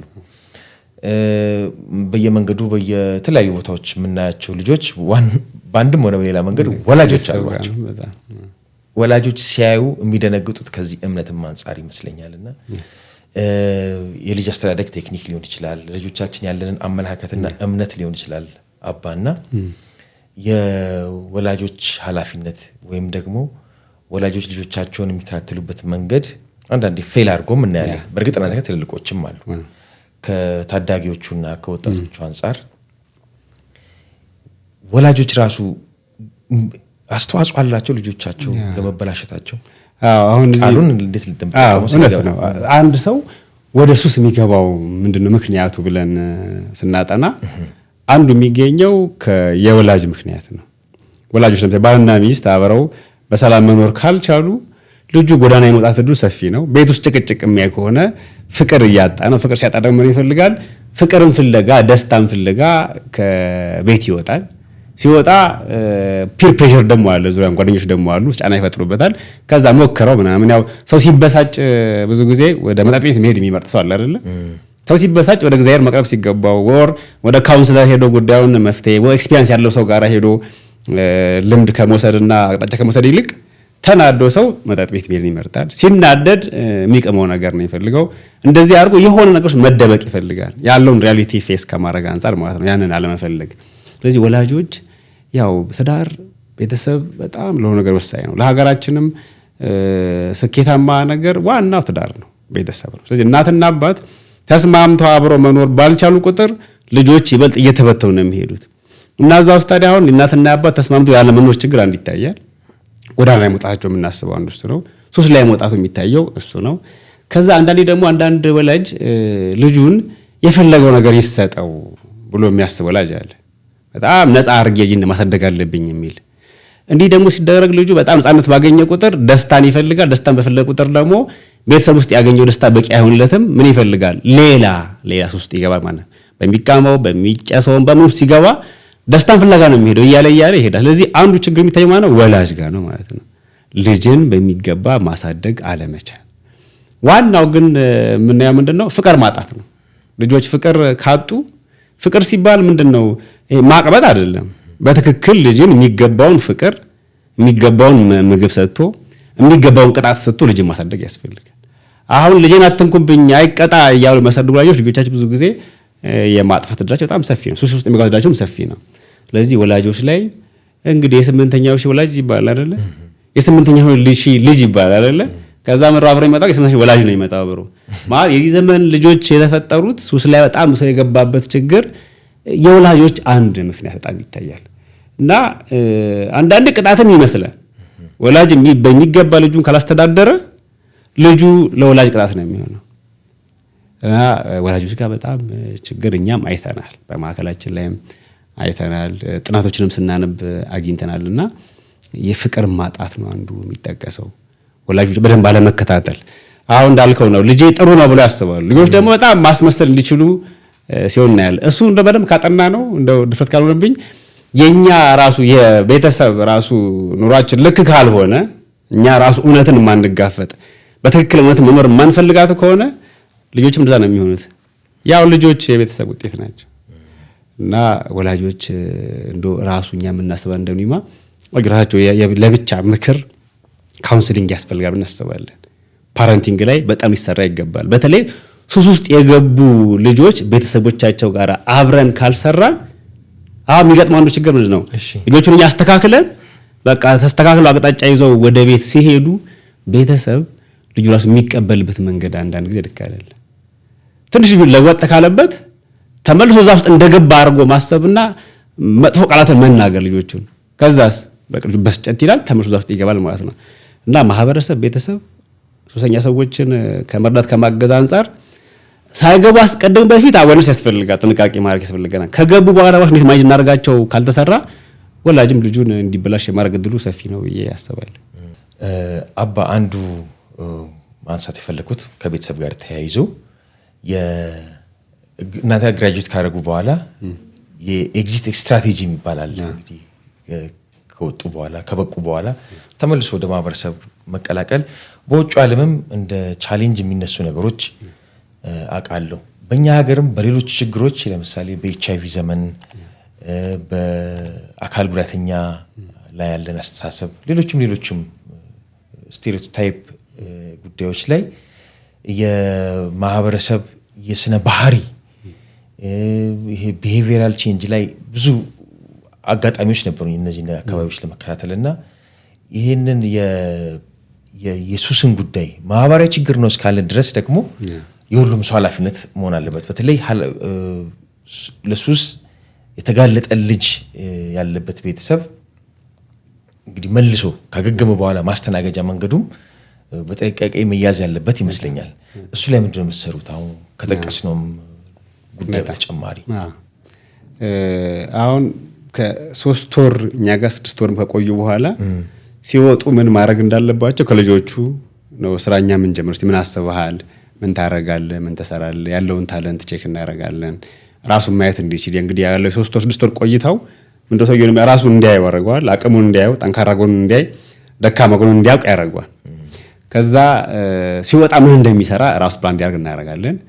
አሴም ታይም ደግሞ ቤተሰብ ደግሞ ካላቸው ቤተሰቦቹን ጠርተን በወር አንዴ ካውንስሊንግ አለ ቤተሰብ ጋር ራሱ ምን ሰራው። ከዛ ቤተሰብ ጠርተን ልጆቻችሁ ላይ ያለ ልጁኛ ጋር ያለ እኛው ማከል ላይ ያለ በወር አንድ ጊዜ እንደገቡ እንደ ወላጅ ያላቸው ከሆኑ መጥቶ የሚካተላቸው ካለ ከገቡ ከወር በኋላ ነው ወላጅ እንዲመጣ የምንፈቅደው። ምክንያቱም አሁን ልጁ ከዛኛው ከሱስ ህይወት ለመውጣት ፈልጎ ኦር በአንድ መንገድ መጣ አይደለ? ከገባ በኋላ እንደገባ ትንሽ አለ ይነጫነጫሉ። ምክንያቱም ሲጋራውን ተወ፣ ጫቱን ተወ፣ የሚቀመውን ያለውን ነገር ተወ ማለት ጠባዩ ይቀያየራል። ጠባዩ ሲቀያየር ምረይ ፈልጎ አስወጡኝ ነው የሚለው። ስለዚህ እኛ አስወጡኝ ነው የሚባለው ጠባዩን ስለምናቅኛ የሱሱ ምልክት ስለሆነ እኛ ታግሰን በተለያዩ መንገዶች እንዲቆዩ እናደርጋለን። ፋሚሊ ግን ከመጣ የማስቸገሩ በጣም ይጨምራል። ስለዚህ አሁን እንደገባ ከወር በኋላ ፋሚሊ የምታገኝ ሲባል ይቆርጣል። እንግዲህ ኦልሞስት 3 ሳምንት 21 ቀን ከዛ ከወር በኋላ ሲሆን ግቢውን ይለምዳል። ከሱስም መውጣት የሚችልበትን አቅም እንዳለው ቼክ እያደረገ ነው እና በዚህ ውስጥ 1 ወር ሲቆይ ጥሩ ነው የሚሆንለት። ከዛ ፊት ግን ቤተሰብ ከመጣ ግን ለኛ ለስራችን በጣም የሚያስቸግረን ልጁን በጣም ይቸግራል እንጂ ማገገሚያ ማዕከል ገብቶ በጉዳዩ ላይ እያሰበ ራሱን ቼክ እያደረገ ባለበት ጊዜ ቤተሰብ ከመጣ ምክንያቱም ሱስ የገባበት ምክንያት ምናልባት ከቤተሰብ ማንጻር ሊሆን ይችላል። የሆነ ነገር ትዝ ይለዋል። ብዙዎቹ የሚገርም ማዕከሉ ላይ ቤተሰብን የሚወቅሱ አሉ፣ ወንድሞች የሚወቅሱ አለ፣ አባቴ እንዲያርጉ እናቴ እንዲያርጉኝ እያሉ እንደ ምክንያቱም ያነሳሉ እዛ ለመግባታቸው ምክንያት ማለት ነው። እና ያ ወላጅ ከመጣ ደግሞ ሌላ ችግር ነው የሚፈጠረው። ስለዚህ ጸጥ ብሎ አንዱ ራሱ እንዲያዳምጥ ነው የምናደርገው። ስለዚህ ከዛ በኋላ ግን ከወር በኋላ ቤተሰብ ጋር መገናኘት እንዲችል ነው የምናደርገው። 3 ወር ያህል እንግዲህ ማዕከሉ ላይ ይቆያል። ከዛ በኋላ ግን ሲወጣ ከፋሚሊ ጋር ተነጋግረን ስራ ካዘጋጁ ስራ እንዲያዘጋጁለት፣ አለዛ እኛው ጋር ራሱ በቅርበት ሆኖ እኛ እየተከታተል ነው ውሎውን እኛ ጋር አድርጎ አዳሩን ግን በቅርብ እኛ አካሄድ እንዲሆን እናደርጋለን። ከማዕከል ይወጣል፣ አዳር ቤት ይከራያል። ተከራይቶ 2-3 ሆኖ አብረው እንዲሆን እናደርጋቸዋለን። አንዱን ይጠባበቅ የራሱ ቴራፒም ነው። አሁን 2 ሆኖ አብረው ሲሆኑ አንዱን ይጠብቀዋል። ስለዚህ አንድ ቤት 2-3 ሆኖ ይሆን እናደርጋቸዋለን። ተጠባብቀው ጠዋት ለጸሎትም እንዲመጡ ወደ ማዕከልም እንዲመጡ ለማድረግ መድኃኒታቸውን መውሰድ እንዲችሉ ስራም እናዘጋጅ ስራ ይዘጋጅላቸዋል። ግቢ ውስጥ የሚሰራ ነገር የሆነ ነገር አለ እንደ አክቲቪቲ ማለት ነው። ባይዘዌ ስራ ራሱ በጣም አስፈላጊ ነው። ስራ ግቢ መስራት የሚቻልበት ሁኔታዎች ካሉ ሰው ከዛ የመጣት እድሉ ሰፊ ስለሆነ ማለት ነው። እንዲህ አድርገን 3 ወር እንዲቆዩ አድርገናቸው ከወጡ በኋላ ተጨማሪ 3 ወር ቼክ እናደርጋቸዋለን። በዛ ማል ከቤተሰብ ጋር ነው አብረን የምንሰራው ማለት ነው። እና ትራንዚሽኑ በጣም ብዙ ጊዜ አስቸጋሪ ነው የሚሆነው። ቤተሰብ በሚገባ ካልተቀበላቸው ተመልሰው የማት እድላቸው ሰፊ ነው እና እንደወጡ ስራ መጀመር አለባቸው ልጆች። ወይ እኛ ክሬት እናደርጋለን ወይ ቤተሰብ ክሬት ያደርጋል። አለዛ ልጆቹ መሀል ላይ ሪላፕስ የማድረጋቸው እድል ሰፊ ነው የሚሆነው እና ማህበረሰብ ቤተሰብ በዚህ ጉዳይ ላይ በጣም ትልቅ ድርሻ አለው ማለት ነው። እንደዛ ፌል ያደረገ እንትን አለ ይኖራል ለመናገር እንደገና ሪአድሚት ያደርጋል አለ ይኖራል። አሁን የአዲክሽን ስራ ላይ በጣም ከባድ የሚያደርገው አንዱ እንደውኛ መንፈሳዊው ነገር እውነት ለመናገር ከሌሎች ማዕከላት የሚለየን መንፈሳዊው ነገር በደንብ ስለምንሰራበት ይበልጥ ለውጡን ከፍ ያደርገዋል እንጂ ሪላፕስ በጣም አለ። በአፍሪካም በዓለም በተጠናው ጥናት ላይ ሪላፕስ የማድረግ ጉዳይ በጣም ሰፊ ነው። አንድ ሱሰኛ የሆነ ሰው እንደው 3 ዓመት ይፈልጋል ከውስጡ ያለው ያ ሱሱ እንዲወጣለት ማለት ነው።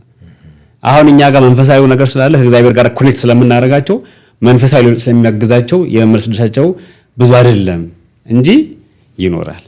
በቃ ይሄ ስራ በጣም ከባድ የሚያደርገው አንደኛውን ለመናገር ሪላፕሱ ነው። ልጆቹን በጣም የሚከብዳቸው ለእኛም ስራ የሚከብደን ሪላፕስ የሚደረግበት መንገድ ማለት ነውና አልፎ አልፎ አለ የለም ካል ውሸት ነው የሚሆነው። ምክንያቱም ከባድ ነው። ቅድም የዳንጀረስ ጎስት ነው ስላለው አደገኛ ስለሆነ ብዙ አመት አሁን 20 ምናምን አመት ሲቀም የነበረ ሰው 10 ምናምን አመት ላይ ቆየ ሰው ከዛ በ3 ወር በ6 ወር በቃ ብለን እኛ ጨርሰን እናስወጣለን። ግን ይኖራል ሪላፕስ ያደርጋል። ለዛ ነው ከወጡ በኋላ ከማዕከል ፎሎአፕ ያስፈልጋል። እንደውም እኛ አሁን እንደ ፕላን ማዕከል ላይ የነበሩ ከ100 ያበለ ሰዎች ወጥተዋል አይደለ? እነኛን ቲም አፕ የማድረግ ቀጣይ እቅዶች አለን። እርስ በርስ የሚገናኙበትን ነገር ይሄ 12 ስቴፕስ የሚል አለን። አልኮሊክ አኖኒምስ የሚባል መጽሐፍ አለና እንደዚህ ሱስ ላይ አልኮሊክስ ላይ የነበሩ ሰዎች 1939 አካባቢ የተቋቋመ እንደነበር ይነገራልና ከወጡ በኋላ እርስ በርስ የሚገናኙበት ነገር ይደረግላቸዋል። አንዱ አንዱን እንዲያግዝ ማለት ነው። ይሄ ቂጥኛም ከውርዴ ይጫወታል ሲባል ታውቃለህ? ቂጥኛም ከውርዴ ይጫወታል ማለት ቂጥኛም የሆነ ሰው በሽታውን የያዘው ነው። ውርዴ ማለት ሚስጥራዊም ነው። ውርዴ ደግሞ የሚባለው ቂጥኝ ይዞት የተሻለ የዳነ ሰው ነው እና ሁለቱ ይጫወታሉ ይባላል። ቂጥኛም ከውርዴ የዳነው ካልዳነው። ስለዚህ እነኚህ አልኮሊክ አኖኒመስ ይሄ የጋራ ግሩፕ ቲም ሲኖር እርስ በርስ ግሩፕ ቴራፒ ይባላል እኛ ማዕከል ላይ። ምክንያቱም አብዛኛው ሱሰኛ ሆኖ የመጣ ስለሆነ በግሩፕ ቴራፒ ውስጥ እርስ በርስ ይነጋገራሉ፣ ይወያያሉ። ከዛ ደግሞ የወጣ ደግሞ እኛ ማዕከል ላይ ሰዎች አሉን ከሱስ የወጡ ሰዎች ናቸው። ግሩፕ ቴራፒ እንዲመሩ እናደርጋቸዋለን እኛ እርስ በርስ እንዲመሩ ማለት ነው። ልክ እንደዚሁ ሳይኮሎጂ ባለሙያዎችን መጥተው ግሩፕ ቴራፒ ያደርጉላቸዋል። እንዴት አድርገው ከሱስ መውጣት እንደሚችሉ እንዲናገሩ መፍትሄ ይሰጧቸዋል። ሳይኮሎጂ ባለሙያዎች ይሰጧቸዋል። እኛ ደግሞ እርስ በርስ ደግሞ እንዲወያዩ እናደርጋቸዋለን።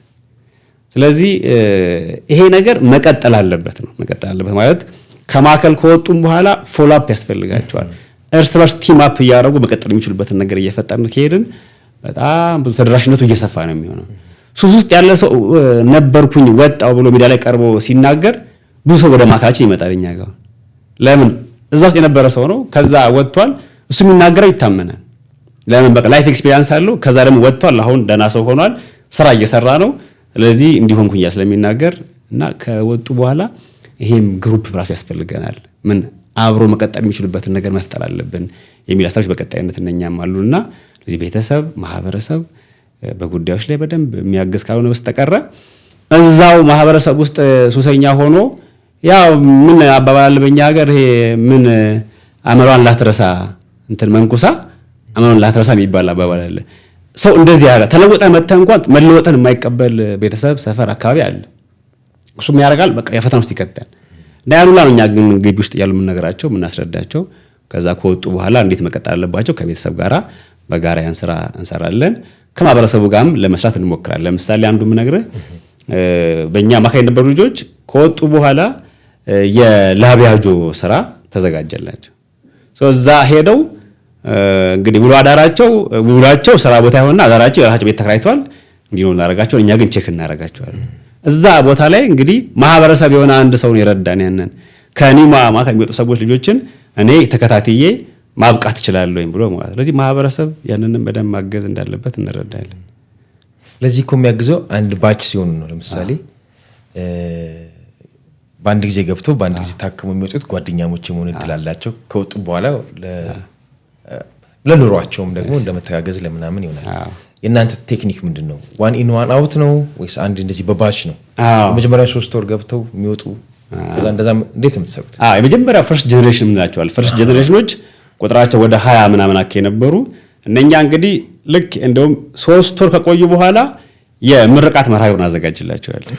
አንድ ጀነሬሽን ተብሎ ይመረቃሉ። ከዛ ለነሱ በጋራ ስራ መስራት የሚችሉበት መንገድ ነው ክሬት የምናደርገው።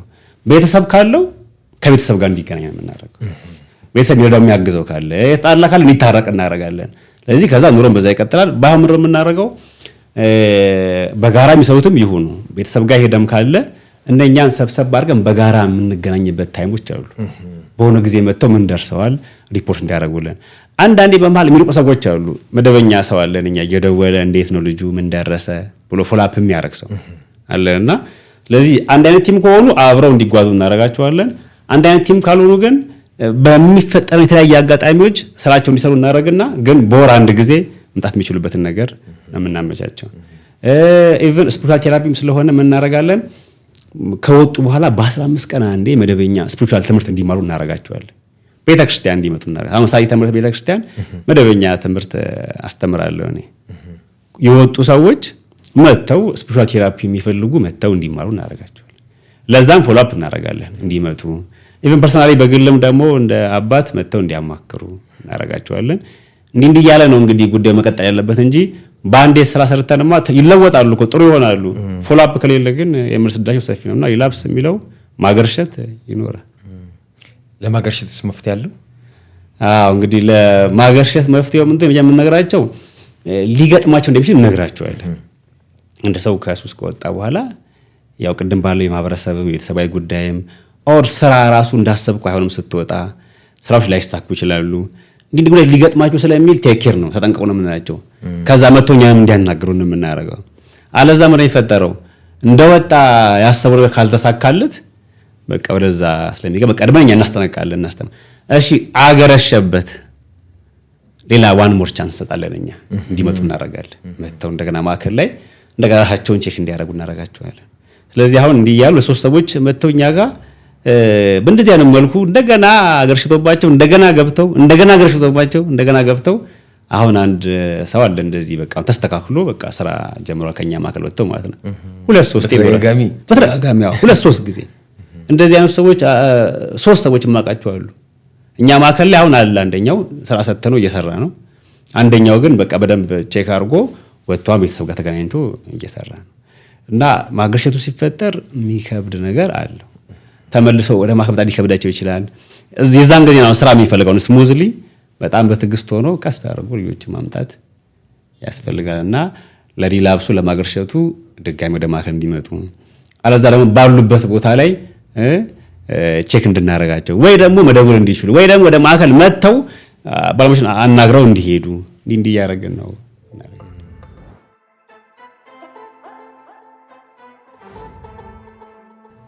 ሱሰኞች አባ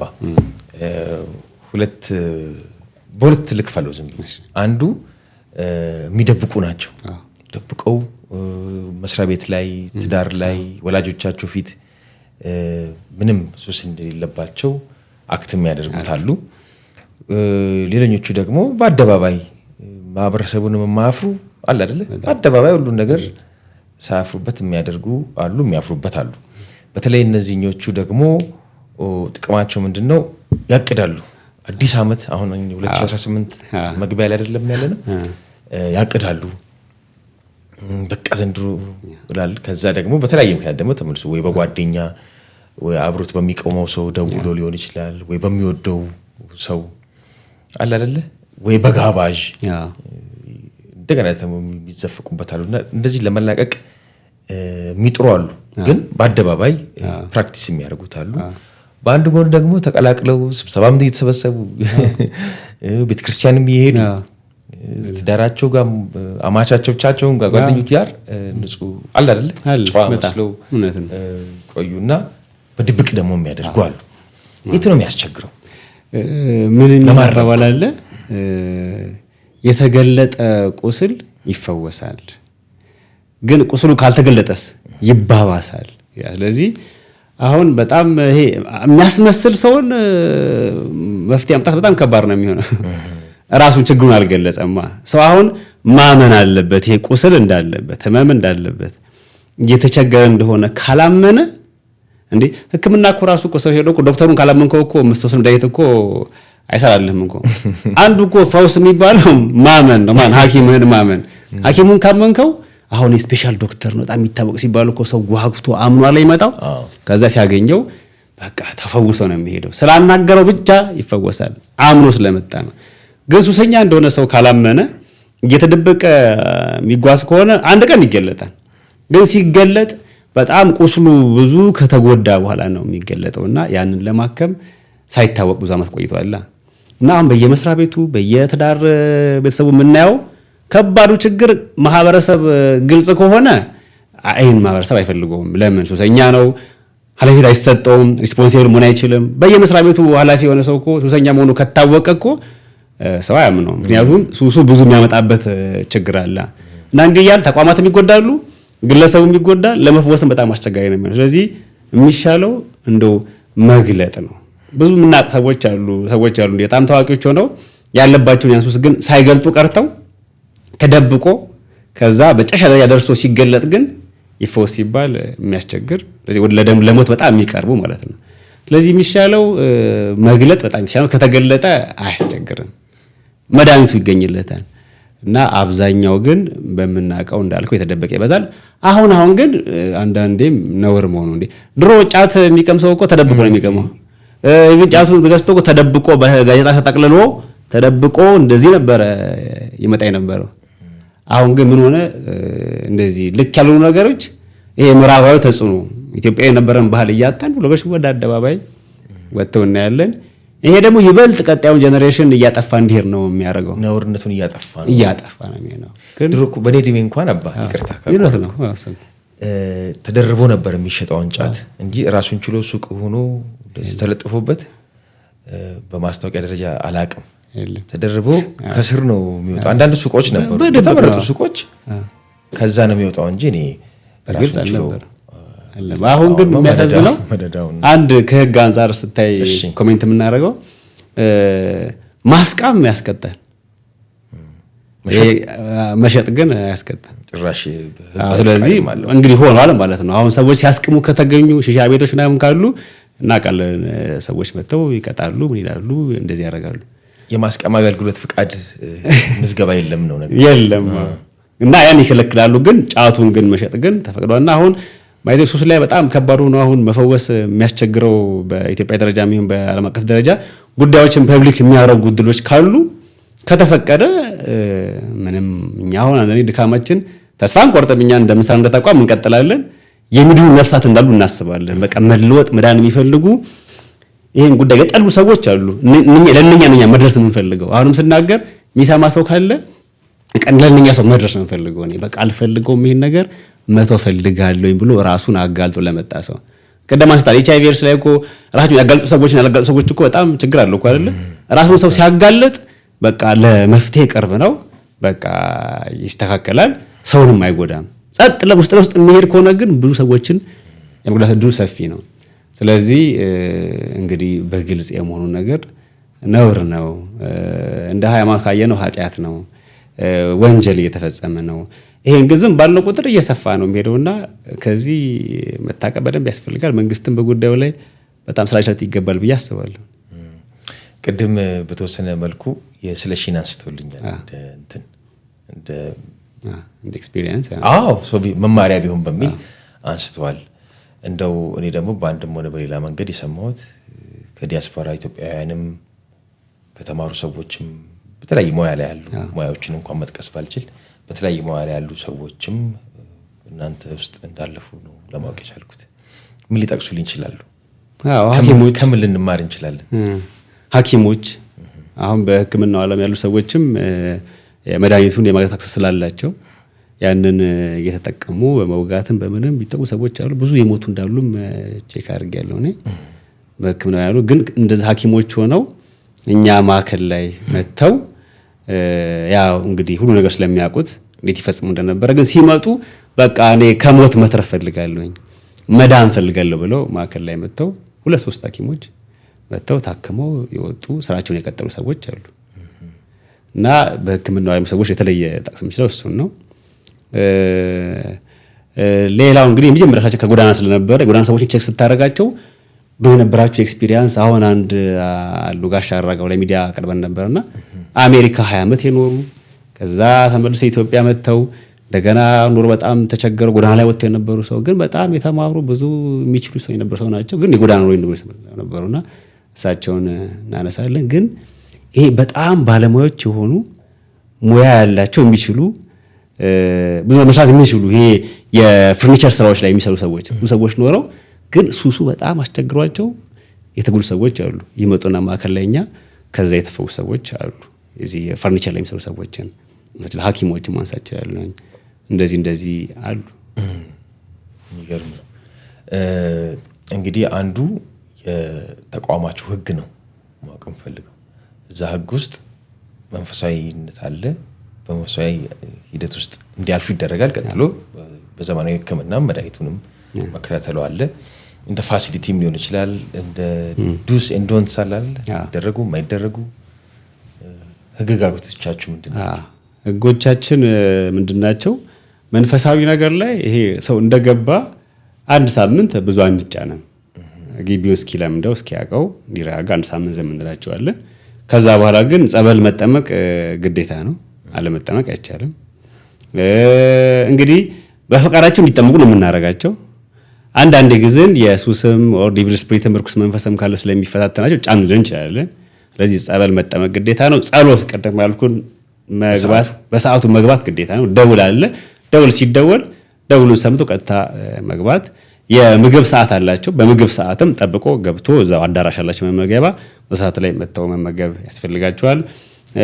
እና ይሄ መንፈሳዊ ነገር ላይ መሳተፍ ግዴታ ነው። ከዛ አልተሳተፈም ማለት የቆይታውን ጊዜ እያራዘመ ነው የሚመጣው። አሁን 3 ወር ተብሎ ይገባና በ3 ወር ውስጥ ግን ይሄን አክቲቪቲ ስናየው ጸበሉ ላይ መንፈሳዊ ነገር ላይ ሐኪሞች ጋር የሚታዘው ነገሮች ማድረግ ካልቻለ ግሩፕ ቴራፒ መሳተፍ የግድ ነው። ይሄን ሁሉ አክቲቪቲ እና ስፒሪቹዋል ቴራፒው ከሳይኮሎጂው ጋር ከሳይካትሪ ጋር አዋህደን አንድ ላይ ነው። በቃ ይሄ ልጅ ይሄን አፈጻጸም ተብሏል። አቴንዳንስ አለን ጸሎት ለሚገባ ሰው ጸሎት የፈቃድ ቢሆንም ግን 3 ወርም 6 ወርም ይቆይ ከዛም ይጨመርበት ማሳየው አንዱ እሱ ነው። ስለዚህ ራይት ኤክስ እያደረግን ቼክ እናደርጋለን። አክቲቪቲው ይታያል።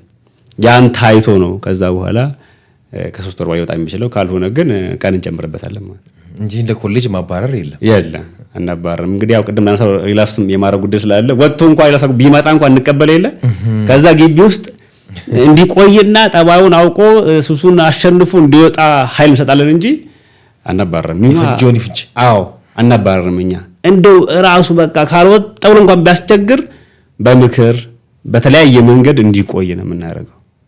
ግን ከዛ በላይ አቅም በላይ ከሆነ እና የራሱ ነው እኛ አናባረርም። እንደው ሪላፕስ አድርጎበት የምንቀበል ሆነን ውስጥ ላይ ያለ የሚያስቸግረው እናስወጣውም። እኛ መውጣት አይችልም። ከገባ የማይወጣበት ነው ማዕከሉ። እኛ እናስወጣም። ምናልባት የእሱ አካሄድ በጣም አቅም በላይ ከሆነ እኛ አስወጣነው ሳይሆን እሱ ራሱ ሊወጣ ይችላል ይሆናል። ግን በቃ የኛ መመሪያችን መፈወስ ነው፣ ማዳን ነው። ሁለቱን አዋህደን እንዲፈወሱ ማድረግ ነው። ስለዚህ እነኚህ እንትኖች አሉ። መንፈስ ፕሪንሲፓል ነገሩ እንዳነሳው መንፈሳዊ ነገሩ የግዴታን ያንን ማድረግ ይሄ ቱዱ የምንለው የግድ ይሄ ማድረግ አለበት።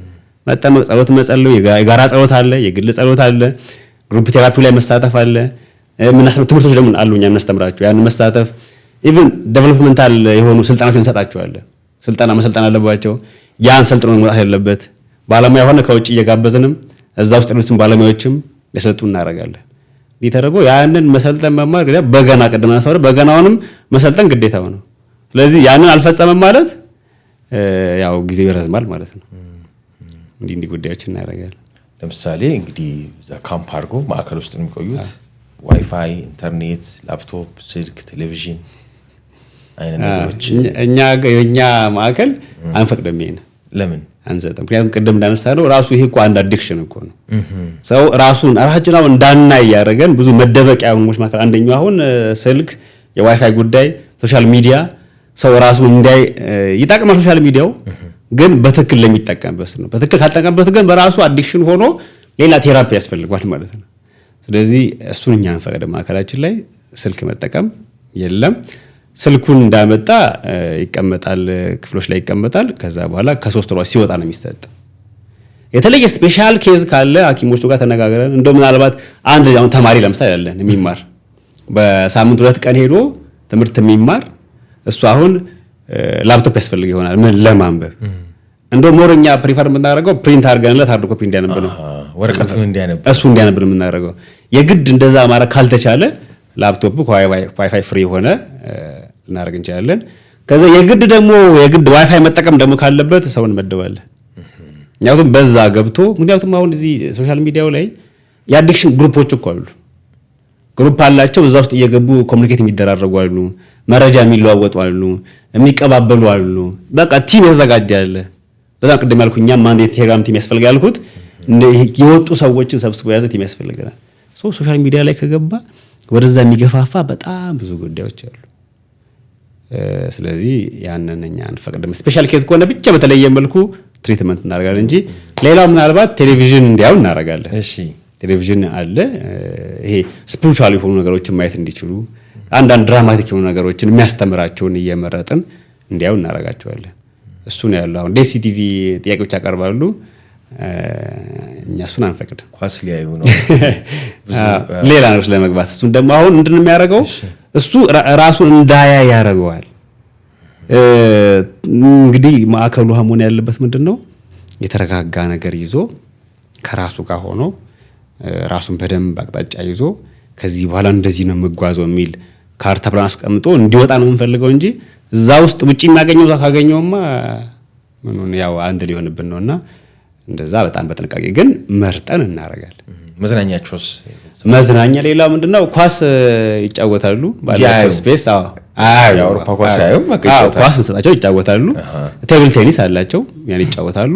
እንትን አለ ይሄ ዳማ አለ አይደል? እሷን ይጫወታሉ። እቺ ደግሞ ከዳማው ከፍ ያለው ቼዙን በጣም ያው ማይንድ ይፈልጋል ያን ለመጫወት ሰዎች ጊዜ ይፈልጋል። እሱን አቅም ያለው ሰው ያን ይጫወት እናደርጋለን። ከዛ አብረን ደግሞ እዛ ግቢው 3 ወር ታፍነው እንዲቀመጡ እናደርጋቸው። ወር ከሞላቸው በኋላ በወር 2 ጊዜ ከዛ ከማዕከሉ እንዲወጡ እናደርጋቸዋለን። ሄደው ገዳም እንዲጎበኙ እናደርጋቸዋለን። የጸበል ቦታ ነው፣ እዛ ሄደው ጸበል እንዲጠመቁ እናደርጋለን። ግቢ ውስጥ የሚደረገው ጸበል እንዳለ ሆኖ በወር 2 ጊዜ ከወር በኋላ ወር ከሞላቸው በኋላ በወር 2 ጊዜ ወጣ ብለው ገዳማትን አይተው ቅዳሴ አስቀድሰው ጸሎት አድርገው እንዲመጡ እናደርጋለን። መጽሐፍት ቤታችሁስ? ላይብራሪያችን አዎ የተመጽሐፍት አለን። ልጆቹ እንግዲህ አሁን በሚተርፋቸው ጋር ባለው ታይት ኮርነር ታይም በሚተርፋቸው ደግሞ ጊዜ እንዲያነቡ ነው የምናደርጋቸው። አንብበው ደግሞ ምን ተደረጋለፈ ሪቪው ያደርጋሉ። ቅድም ያልኩት የግሩፕ ቴራፒው አለ አይደል? ግሩፕ ቴራፒው ላይ ሁሉም ያነበበውን ለቡድኑ ፕሬዘንት ያደርጋል። የራሳቸው ላይፍ ኤክስፒሪየንስ ሼር እንደሚያደርጉት ሁላ ያሉት መጠነኛ ላይብራሪ አለችን። ከዛ መጽሐፍቶችን አንብበው ፕሬዘንት እንዲያደርጉ ስፔሻል መጽሐፎችም አሉ እነኛ ነበሩ። ሌሎችም ሳይኮሎጂ መጽሐፎችም አሉ፣ የእንግሊዝኛ መጽሐፎችም አሉ። እነኛን በአቅማቸው ተወሰነች ተዘጋጅ ስላለች ከዛ እያነበቡ ሼር እንዲያደርጉ እናደርጋቸዋለን። ጥሩ ነው። ሌላው ያነሳሁት አባ በመግቢያ ላይ የሃይማኖት አባትም ናቸው ብዬ ነበር። በምን ታሪካዊ አጋጣሚ ወደ አብነት ትምህርት ሄዱ? የነካካነውም የዘመናዊ ትምህርት አለና ስለ እርሱ እናውራ እስቲ። በጣም ጥሩ። አንዱ ከውልደት እንጀምር እንግዲህ ከውልደት እንጀምር። ከውልደት እሺ። ከዛ አጋጣሚዎችንም እንመልከታቸው። አዎ እንግዲህ እኔ የተወለድኩት አምቦ ነው። ከሁለታ ያው ቅርብ የሆነ ሀገር ነው። ስለዚህ አምቦ ተወልጄ ኑሯችን ግን የኖርነው አብዛኛው ሁለታ ነው የኖርነው። ስለዚህ የመጀመሪያ የተማርኩትም ትምህርት የኔታን ትምህርት የተማርኩት በእኛ ጊዜ እንትን አልነበረም፣ የኬጂ አልነበረምና ቄስ ትምህርት ነው የተማርነው እና ፊደል መለየት፣ ፊደል ሐዋርያ አለ፣ መልእክተ ዮሐንስ የኔታ ጋር ከተማርን በኋላ ወደ ግሬድ 1 እንገባ የነበረውና በዛ መንገድ ከኔታ ተምሬ ከዛን ወደ ግሬድ 1 የገባሁት እና ግን በትምህርቱ ዓለም ውስጥ ግን ይሄ ሳይንሳዊው ነገር ሳብ አድርጎኝ ሞር እዚህ ተምሬ ትምህርቴን ጨርሼ ኢንጂነር መሆን ነበረ እቅዴ ነበረውና በዛ መንገድ እንግዲህ 12ኛ ክፍል ድረስ ስማር አብዛኛው ለመንፈሳዊ ነገር ሳይሆን ለሳይንሳዊው ነገር በመስጠት ነው የቆየሁትና ያው 12ኛ ክፍል ስፈተን ውጤት አልመጣም። ከዛ ዩኒቨርሲቲ መግባት አልቻልኩኝም። ግን በግል ኮተቤ መምህራን ኮሌጅ ገብቼ ተማርኩኝ። ለ12ኛ ክፍል ውጤት ካልመጣ በኋላ ሞር ወደ እግዚአብሔር የመቅረብ ዕድል ሰፊ ሆነ። ዩኒቨርሲቲ ስገባ ግቢ ጉባኤ ነበረ፣ ኮተቤ መምህራን ኮሌጅ ግቢ ጉባኤ ማር ነበር። ግን አባቴ 1951 የነበሩት ፓትሪያርክ አቡነ ባስልዮስ ከሳቸው ነው የተቀበለው ዲቁና። የመጀመሪያው ፓትሪያርክ ናቸው። ከግብጽ ይቆረጥ ነው ከግብጽ ከቆረጥ ነው በኋላ የመጀመሪያው ፓትሪያርክ አቡነ ባስልዮስ እና ከሳቸው ነው ዲቁና የኔ አባቴ የተቀበለው። እና አባቴ ደግሞ ምን ይመኝ ነበረ? እንደው በቃ ይሄ የቤተሰብ ክህነት አገልግሎት ስለነበራቸው እሱም በዛው ስለነበረ አያቴም እሱም አያት አገልጋይ ነበሩ፣ እንደዚሁ ቄስ ነበሩና እንደውም አባቴ ሲነግረኝ በአንድ ቤተ መቅደስ 5 ሆነው ዲያቆናት ቄሶች አብረው አንድ ቤተሰብ ይገባ ነበር ይለኛል። እና እሱን ህይወት ማስቀጠል ይፈልግ ነበር አባቴ እና በእኔ በኩል እንዲሆን ይመኝ ነበር እና በቃ አንተን ዲያቆን አድርጌ ብሎ ይመኝ ነበርና እሱ እንዳለ ሆኖ መንፈሳዊ ነገሩ ሳይሆን ሳይንሳዊ ነገሩ አሸንፎኝ ወደዛ በጋም ግን ዩኒቨርሲቲ ከገባሁ በኋላ ይበልጥ ግቢ ጉባኤ በደንብ አገልግሎት ጀመርኩኝ። በፊትም ህፃናት ሆነን ነበር እንደዚህ ሰንበት ትምህርት መሄድ ቤተክርስቲያን ለማገልገል መሞከር ነበሩ። ግን ሞር ሳይንሱ ሲያሸንፈኝ ከዛ ወጣ ብዬ ነበር። በኋላ ግን ውጤት ካልመጣ በኋላ 12ኛ ክፍል ተርኒንግ ፖይንት ነው ለኔ የሆነልኝ። ወደ እግዚአብሔር ይበልጥ የምቀርብበት አጋጣሚ ተፈጠረ። ከዛ በዛ የክህነት አገልግሎቱም እንግዲህ በዛ 97 ግቢ ጉባኤ ከገባሁ በኋላ የአብነት ትምህርት ግቢ ገብርኤል ነው እንማር የነበረው። የኛ መምህራን ኮሌጅ ኮተቤ ነው፣ ግን ኤክስቴንሽን ስለነበረ 4 ኪሎ ነበረ እንማር የነበረው። ካምፓስ ነበራቸው። ካምፓሱ ሚኒሊክ ትምህርት ቤት ላይ ነበር እንማር የነበረው። የኮተቤው ብራንች ቅዳሜና እሑድ ኮተቤ ነው። ከዛ ከሰኞ እስከ ዓርብ ሲሆን ግን 4 ኪሎ የማታ ኤክስቴንሽን ክላስ ነበር የተማርኩትና የሱ ደግሞ መንፈሳዊ ግቢ ጉባኤ ደግሞ ነበር።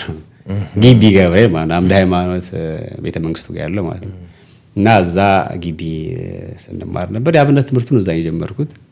ከዛ እንዲህ እያለ ሞር ይሄ የቲቺንግ ፕሮፌሽን ነው የተማርኩት ኮተቤ መምህራን ኮሌጅ በቲቺንግ ቴዎሎጂ ቲቺንግ ፕሮፌሽን ይሄ ኖርማል ኤዱኬሽኑን ማስተማር ፔዳጎጂ ነው። እሱን ተምሬ ተመረኩኝ ከኮተቤ።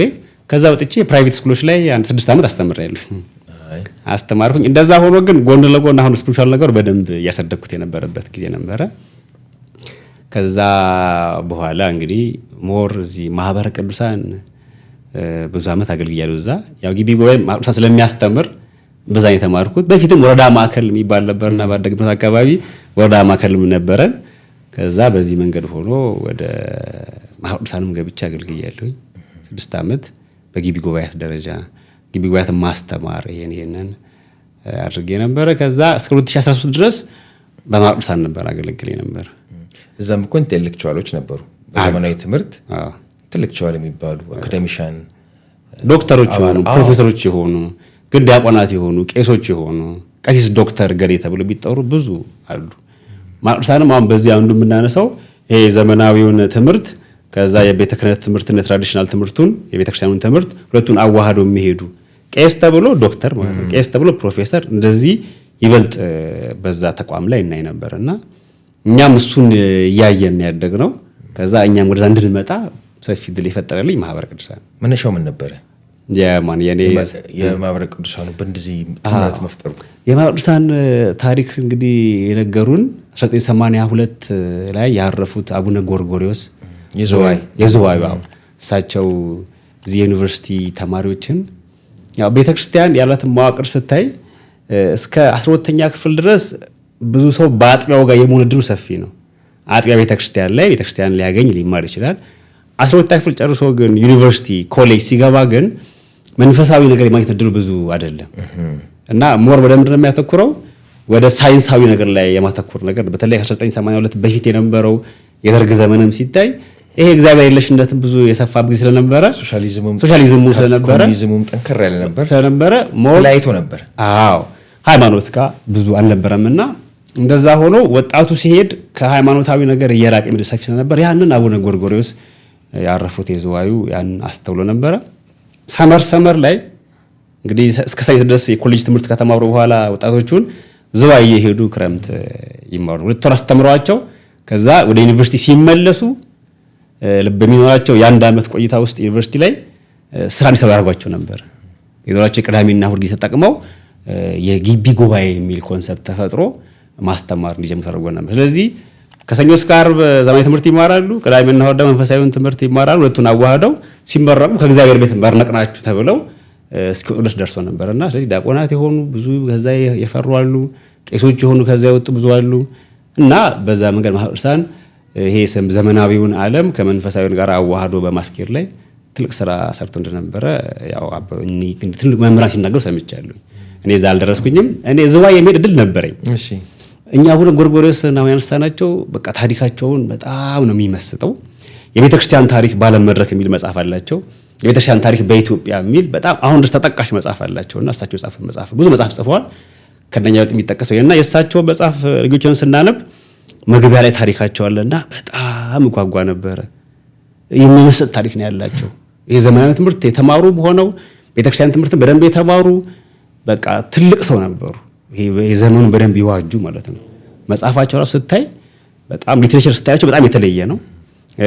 ሪፈረንስ አጠቃቀሳቸው በጣም ይገርማል። እንግዲህ ታሪክ ላይ በደንብ ይጠቀሱ አባታቸውና የሳቸው ታሪክ ስሰማ በጣም መስጠት ነበርና ዝዋይ በጣም መሄድ እፈልግ ነበር። 2000ዎቹ ጀምሮ ብዙ ዝዋይ ክረምትን የሚሄድ ዕድል ነበረኝ። ማህበረ ቅዱሳን የላከኝ ዝዋይ ቆይቻለሁ 2 ወር። ያኔ ምንድነው የምናደርገው 2 ወር ቆይታ ውስጥ ማለት ልክ አቡነ ጎርጎርዮስ ያድሩ ያስጀምሩትን የነበረውን ነገር ማህበረ ቅዱሳን አስቀጥሎት የዩኒቨርሲቲ ተማሪዎች ክረምት ዝዋይ እንዲከርሙ የማድረግ ባህል ነበር። ያንን ደግሞ የማስተባበር የማሰልጠን እድሉ ነበረኝ እዛ ሆኜ ማለት ነው። እዛ ሁሉም ቴክ ያደርግ ነበረ እና በዛ የክህነት አባቴም አቡነ ጎርጎርዮስ አሁን ያሉት ማለት ነው የምስራቅ ሸዋ ሊቀ ጳጳስ እሳቸው ናቸው።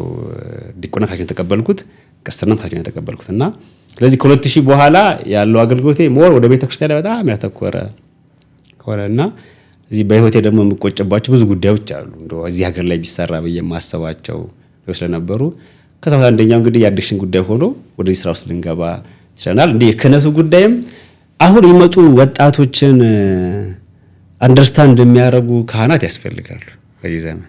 ምክንያቱም አሁን ኃጢአቱ በጣም ተራቋል። በዚህ ዘመን ቴክኖሎጂ በጣም አድጓል። ይሄ ድሮ ንስሐ ሰው ይገባበት የነበረው የንስሐ ኃጢአትና ያሁኑ ትንሽ ቴክኖሎጂ ሲያደግ አብሮ ኃጢአትም ማድረስ ጀመረ ማለት ነው። አሁን ቫይረስ አለ፣ ለምሳሌ የኮምፒውተር ቫይረስ አለ አይደለ? ሰዎች ክሬት ያደርጉ የለን ቫይረስ ክሬት ያደርጋሉ። ክሬት አድርገው ፋይሎች እንዲጠፉ እስከማድረግ ይደረሳል። ይሄ አሁን እኮ ትልቅ ኃጢአት ነው፣ በደል ነው፣ ወንጀል ነው። እና ይሄ ራሱ ቴክኖሎጂ የሚያቀራሱ መሆን ያስፈልጋል እዚህ ዘመን ላሉ ሰዎች ንስሐቸውን ለመቀበል ጭምር ማለት ነው። እና ያን ስለምን ስንሰማ ስናይ አንዳንድ ጥያቄ ያነሳሉ፣ ችግሮች ያነሳሉ ወጣቶች። ያን ሳይ እንደው ትንሽ ቆጭ ነበረ፣ በስጨትል ነበረ። ድቁናውን ተቀብዬ ይዤ በድቁናው እያስተማርኩ እያገለገልኩኝ ግን ያው እግዚአብሔር ይፍታ ማለት አይቻልም። በድቁናው እና ልጆቹን እናስተምራለን፣ እንመክራለን፣ አቅጣጫ እናስይዛቸዋለን። ከዛ ግን ንስሐ እንዲገቡ መደረግ አለበት። ለሱ እንግዲህ ካህን መሆን ካልተቻለ ደግሞ ያን ማድረግ አይቻልም። ለዛ ደግሞ የሚያስፈልገውን ትምህርት ለመማር ሳስብ አንድ የወሰንኩት ምንድነው ቅድስት ሥላሴ መንፈሳዊ ኮሌጅ መግባት ቲኦሎጂ አለ እና ቲኦሎጂውን እንግዲህ ዘመናዊ ትምህርቱን በፊት በመምህራን ኮሌጅ ተማርኩኝ። ከዛ ቀጥሎ በቲኦሎጂ ደግሞ ዲግሪውን ተማርኩኝ 2011 እና በጣም ኢንትረስት ስለነበረኝ ማስተርሱን እዛው ቲኦሎጂ ቀጠልኩኝ። 2013 ማስተርስ ሁለተኛ ዲግሪ ተማርኩኝ። እንግዲህ እንደዚህ አድርጌ እንግዲህ የክህነት አገልግሎት በዚህ መልኩ መጥቶ አሁንም አንዱ ከኒማ ውጭ ያለኝ ስራ ምንድነው ንስሐ ልጆች አሉኝ። 100 በላይ ንስሐ ልጆች አሉ። እነኛ ልጆችን በሳምንት 2 ቀን ካውንስል አደርጋለሁ። ጊዜው በቆታል አባ በሳምንት 2 ቀን እንግዲህ ታይሞች ማኔጅ አደርጋለሁ። ማክሰኞና ሐሙስ ቀን መድቤ ከ8 እስከ 12 ሰዓት ባለ ጊዜ ውስጥ ነው ካውንስል ማድረገው። ለሱ ደግሞ አንድ አፕሊኬሽን አዘጋጅተን አፕሊኬሽኑ ዴይሊ አክቲቪቲዎቻቸውን የሚሞሉበት አፕሊኬሽን ነው። ጸሎት፣ መጽሐፍት ንባብ፣ የከክፉ መራቃቸውን፣ መልካም መስራታቸውን፣ ቅዱሳት መጽሐፍትን ማንበብን እና ዴይሊ አክቲቪቲዎቻቸው የሚያሳይ አፕሊኬሽን ዴይሊ ነው፣ በየቀኑ ነው የሚቀየረው። ያንን እያንዳንዱ 100 ኦልሞስት 200 አካባቢ ሰዎች አፕሊኬሽኑን ሞልተውታል። በየቀኑ ያንን ሪፖርት ያደርጋሉ ማለት ነው። አፕሊኬሽን ስለሆነ ሪፖርት ማድረጊያ መገም ክሬት አድርገንለታል። ሪፖርቱንም ቼክ አደርጋለሁ እኔ በዛ ማለት ነው። እኔ ማግኘት የሚፈልግ ሰው ካለ ቀጠሮ ይይዛል ማለት ነው። እዛ አፕሊኬሽኑ ላይ እዛ ቡክ ያደርጋል። ቡክ ሲያደርግ እኔ ጋር ይመጣል ቀጠሮውን። ከዛ እኔ ራሴ ሬዲ ያደርጋለሁኝ፣ እነሱ ተዘጋጅተው ይመጣሉ። በዛ መሰረት በሳምንት 2 ቀን ልጆች እንደዚህ ያደርኩኝ ካውንስል ያደርጋለሁ። ትምህርትም ደግሞ ማስተማር ስለሚገባ አሁን ይሄ የምናገረው ወጣቶቻችን ስፒሪቹዋል ነገር ካልተማሩ መንፈሳዊ ነገር ላይ ካልቀረቡ ወደ ሱስ የመግባታቸው ዕድል በጣም ሰፊ ነው። አሁን ኑሮ ኢኮኖሚካሊ በጣም ችግር ነው አገር ላይ በመናየው እና ሰው አንዳንዴ በዛም ተበሳጭቶ በቃ ያው ሊገባ ይችላል እና አዌርነስ ያስፈልጋል። ቀድሞ ማስጠንቀቂያ፣ ቀድሞ ማስተማር። ይሄ የኒማ ሌላ አንደኛው ቀጣይ ፓርት የአዌርነስ ስራ ወጣቶች ላይ ራሳቸውን በትዳር መስጠት መኖር እንዲችሉ፣ በኑራቸው ኢኮኖሚካሊ ማደግ እንዲችሉ ራሳቸው ብቻ የሚችሉበት መንገድ ላይ እንመካከራለን። አሁን ሲመጡ የምናወራው ስፒሪቹዋል ነገር ብቻ አይደለም የምንናገረው። ስራ እንደው በጣም የሚገርም አመታዊ እቅድ ያቅዳሉ። አሁን በዚህ ዓመት 18 እቅድ አቅደው ያስገቡ 100 ልጆች አሉ። ምን እንደሚሰሩት ምን እቅድ አላቸው? 18 መጣ ምን እንደምትሰሩበት እቅዶቻቸውን በደሞዛቸው ጉዳይ፣ በስራ ጉዳይ፣ በመንፈሳዊ ጉዳይ፣ በትምህርት ጉዳይ፣ በትዳር ጉዳይ እንደዚህ ብሎ ዝርዝሮች አሉት። እነኛን ፕላን ያደርጋሉ። እሱም ፕሮግረሳቸውን በየጊዜው በአፕሊኬሽኑ ይጠቀማና እንደዛ ሆኖ ሳምንታዊ ደግሞ ጉባኤ አለ። በሳምንት 1 ቀን ደግሞ አስተምራለሁ። በ15 ቀን ደግሞ አንዴ ደግሞ በጋራ ደምሽ አስተምራለሁና ይሄንን ያው አኑዋል ፕላንም አለኝ። በዛ መንገድ የኒማ ስራ ሳይጋጭ እርሳጆችን በአጥቢያ ላይ እንደዚህ ያደርኩኝ ያስተማርኩኝ አለውና እንግዲህ ያው ሄደን የመጨረሻው መቼም እግዚአብሔር ፊት ነው የምንቀርበው። ምንም አይነት ሙያ ይኑረ ምንም እናርግ እዚህ ምድር ላይ መኖራችን ፐርፐዝ አላማ መታወቅ አለበት። ያለ ማግኘት ብዙ እንቸገራለን። ካገኘው ግን በቃ ተስፋ የሆነ ትኖራለህ። እኔ እግዚአብሔር ይመስገን ደስተኛ ሆኜ እሱን ስራ እየሰራው ነው። ይገርም ነው። አሁን የት ነው የሚያገለግሉት? አጥቢያዬ ሳሊተ ምሕረት አጥቢያዬ ነው። እንግዲህ ባለቤቴንም ስራ ተርክ እየፈጸምን በሳሊተ ምሕረት ቤተክርስቲያን ነው እና የትርፍ ጊዜ አገልጋይ ነኝ። መደበኛ ቀጠረኛ አይደለሁኝም። በትርፍ ጊዜ ባለኝ ጊዜ የማገለግለው እዚህ አሁን ዋና ስራ የምሰራው የኒማን ስራ ነው የምሰራው። የኒማን ስራ እየሰራሁኝ ከዛ አብሮ ግን የዚህ ሰጆች ስራ ደግሞ አለ። ሁለቱንም ፓራሊ ነው ማስኬደውና አጥቢያዬ ሳሊተ ምሕረት ቤተክርስቲያን። የነፍስ አባት አለ፣ የነፍስ ልጆች አሉ። የነፍስ ልጆች ቁጥር የበዛ መስሎኝ ነበር። ቴክኖሎጂ ግን አግዞኛል። አንድ አባት አንድ ነፍስ አባት ስንት ልጅ ሊሆን ይችላል መያዝ ይችላል የሚለው? አዎ እውነት ለመናገር ዝም ብለህ ኢትዮጵያ ቤተክርስቲያን ላይ ያሉት የካህናትን ቁጥር በሆነ ጊዜ የተቆጠረ አፕዴት የሆኑን አላገኘሁትም። 45,000 በላይ ካህናት እንዳሉ ዳታዎች ይናገራል። ከዛ የኢትዮጵያ ሕዝብ ደግሞ ኦርቶዶክሳዊ ስንት ነው ቁጥሩ የሚለውን ደግሞ አጥና። ቁጥር ስናይ እንግዲህ አሁን 60፣ 50፣ 40 አሉ ውዝግቦች እንዳሉ ሆኖ 60 ሚሊዮን ክርስቲያን አለ እና 60 ሚሊዮን ኦርቶዶክስ ክርስቲያን ካለ 45,000 ካህናት አሁን አንድ ካህን ስንት ንስሐ መያዝ አለበት? በዚህ ዳታ መሰረት ያው ሂሳቡን ስራውና እንግዲህ ከሺህ በላይ ሊሆን ይችላል። ከዛ ሊበልጥ ይችላል። ሬሾ ማለት ነው። ሬሾ። ስለዚህ አንድ ካህን አሁን ባለው አካሄድ ከሄደ 45,000 ካህናት እንኳን አሉ ካልን አንድ ሰው 1,000 ይጠበቅበታል ማለት በጣም ሚኒመም ማለት ነው። ስለዚህ እኔ አሁን ያስኩኝ አይደለም። እኔ እንደው ስጠይቀኝ እንዳልነው አገልግሎት እንደው ከመሞከር አንጻር የተናገርኩ ነው እንጂ በደብራችን ላይ ብዙ ካህናት አሉ ከ1,000 በላይ ያላቸው ሰዎች ማለት ካህናት ማኔጅ የሚያደርጉ እነሱ የራሳቸው መንገድ ይኖራቸዋል። ግን ለመናገር ለማኔጅመንት ይከብዳል። አሁን እኔ አፕሊኬሽኑ ስላገዘኝ ስማቸውም አለ፣ ስልካቸውም አለ፣ ፎቶአቸውም አለ፣ ዳይሬክቲቪቲያቸውም አለ፣ እቅዶቻቸውም አለ። አፑ ላይ ይመጣል። በአፑ አገኛቸዋለሁ። እኔም በዛው ሀሳቤን እገልጻለሁ ማለት ነው። እና ግን እንደ ሬሾ 200 ላይ አሁን ትንሽ ነው።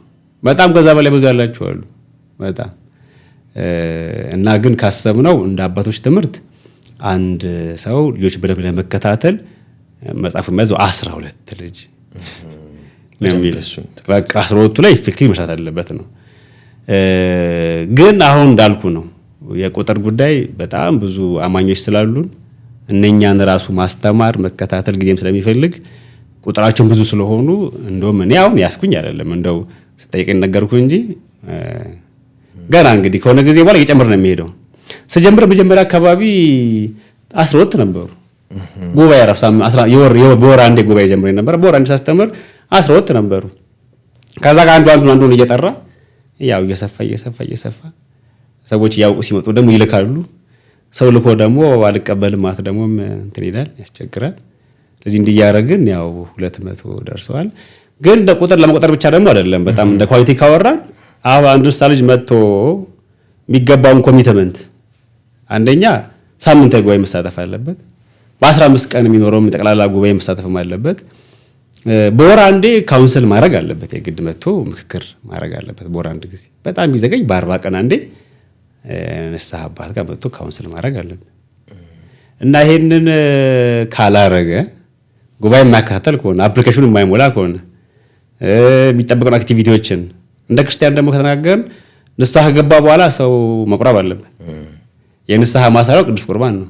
ስለዚህ መጥቶ ዝም ብሎ መማር ብቻ ሆኖ ቅዱስ ቁርባን ጋር የማይደርስ ከሆነ ያው ምን ያደርጋል እኔ ጋር?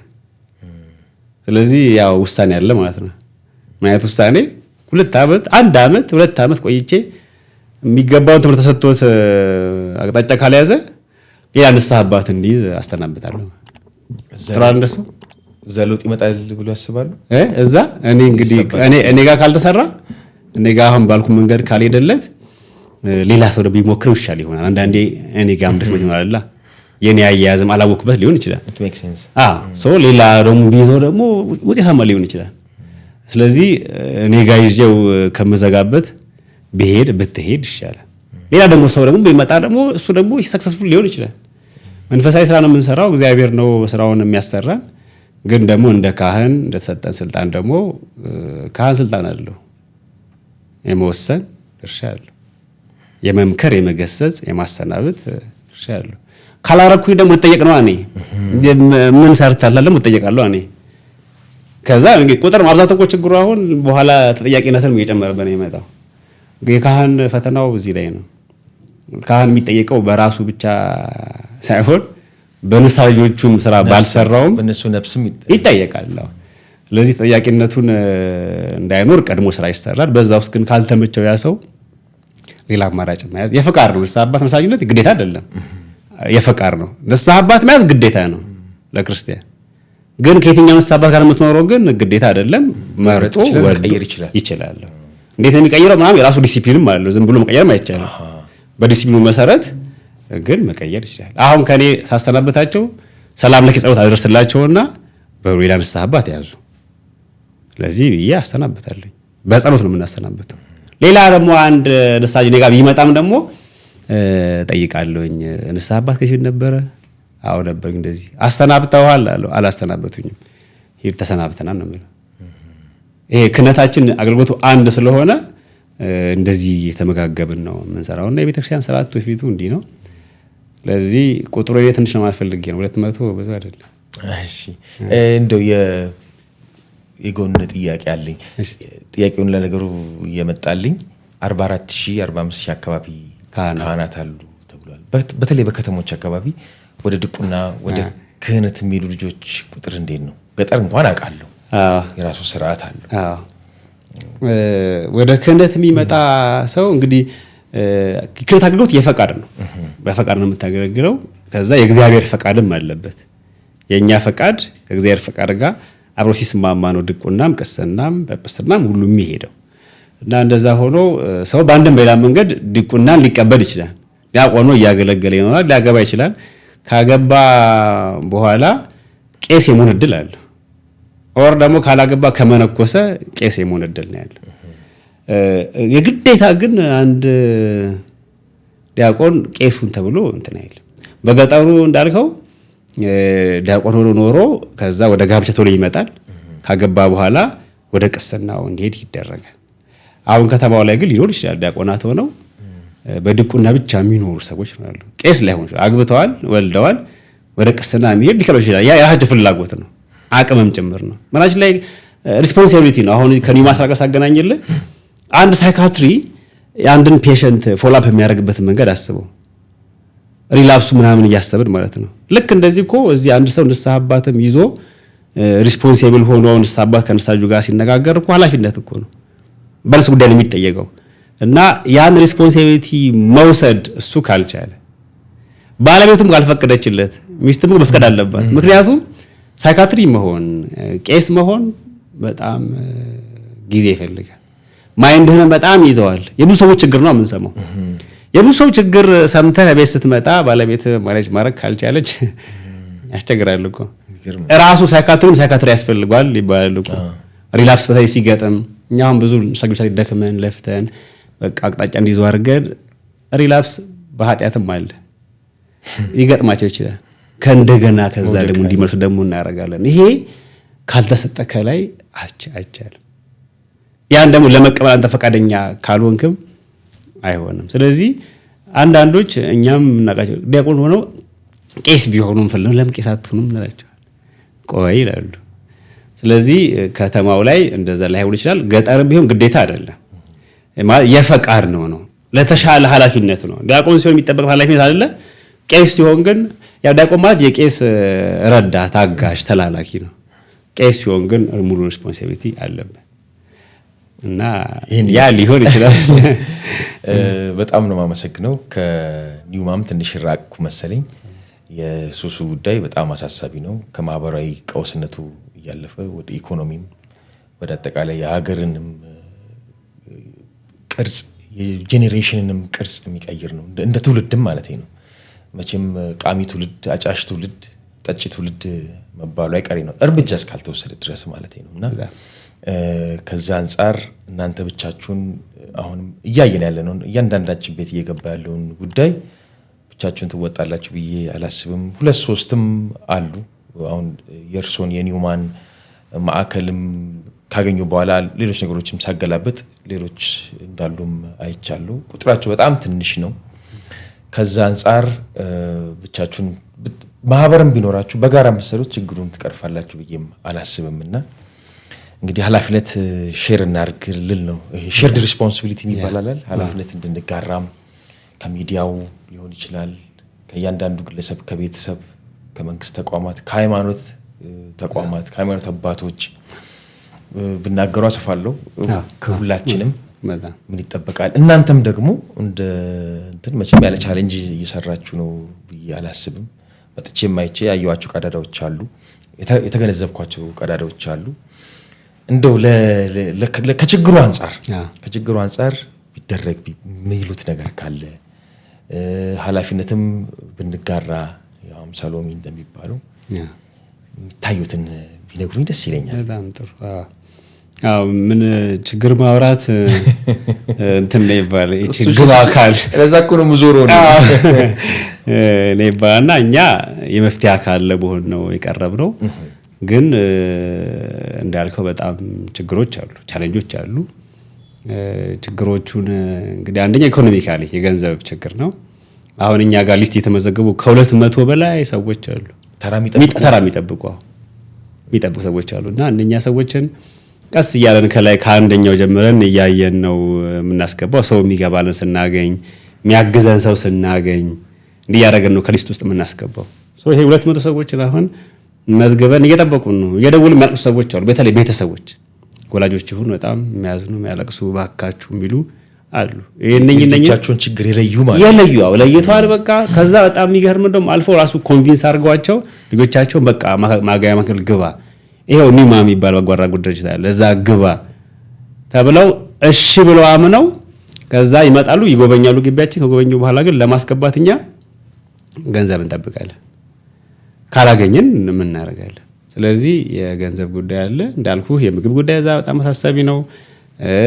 ኢቭን የምንኖርበት ቤት የቤት ኪራይ ነው። ወርሃዊ ኪራይ ወር ደግሞ ኪራይ ቶሎ ይደርሳል። በተለይ ትልቅ ተቋም ነው ያዝነው እኛ። ይሄ ሁላ እግዚአብሔርን ስለያዝን የሚያገዘን እግዚአብሔር ስላለ አሁን የሚሰሙ ሰዎችም ይሄንን ድርሻቸው እንዲወጡ ከማሳሰብ አንፃር ነው። በረከት ለማግኘት ነው። የተፈቀደለት ያግዛል። ስለዚህ እኛ ግን ባለን ሸክም ስናይ ግን የቤት ኪራይ በጣም እየተቸገርን ነው። የምግብ ጉዳይ ላይ በጣም ችግር አለ። አንዳንዴ የሚገርም ደግሞ የሰጣችሁን ሁላ ላይበሉ ይችላሉ። ይሄ ሱሱ የሚያመጣው ሌላ ተያያዥ በሽታ ደግሞ አለ። ወይ ጨጓራ ህመምተኞች ናቸው። ከዛ ለሱ ደግሞ እኛ ያቀረብነው ሁላ ላይበላ ይችላል። የተለየ ምግብ ራሱ ይታዘዝ ይችላል። ለዛ ደግሞ ለብቻ ሌላ መስራት ይፈልጋል።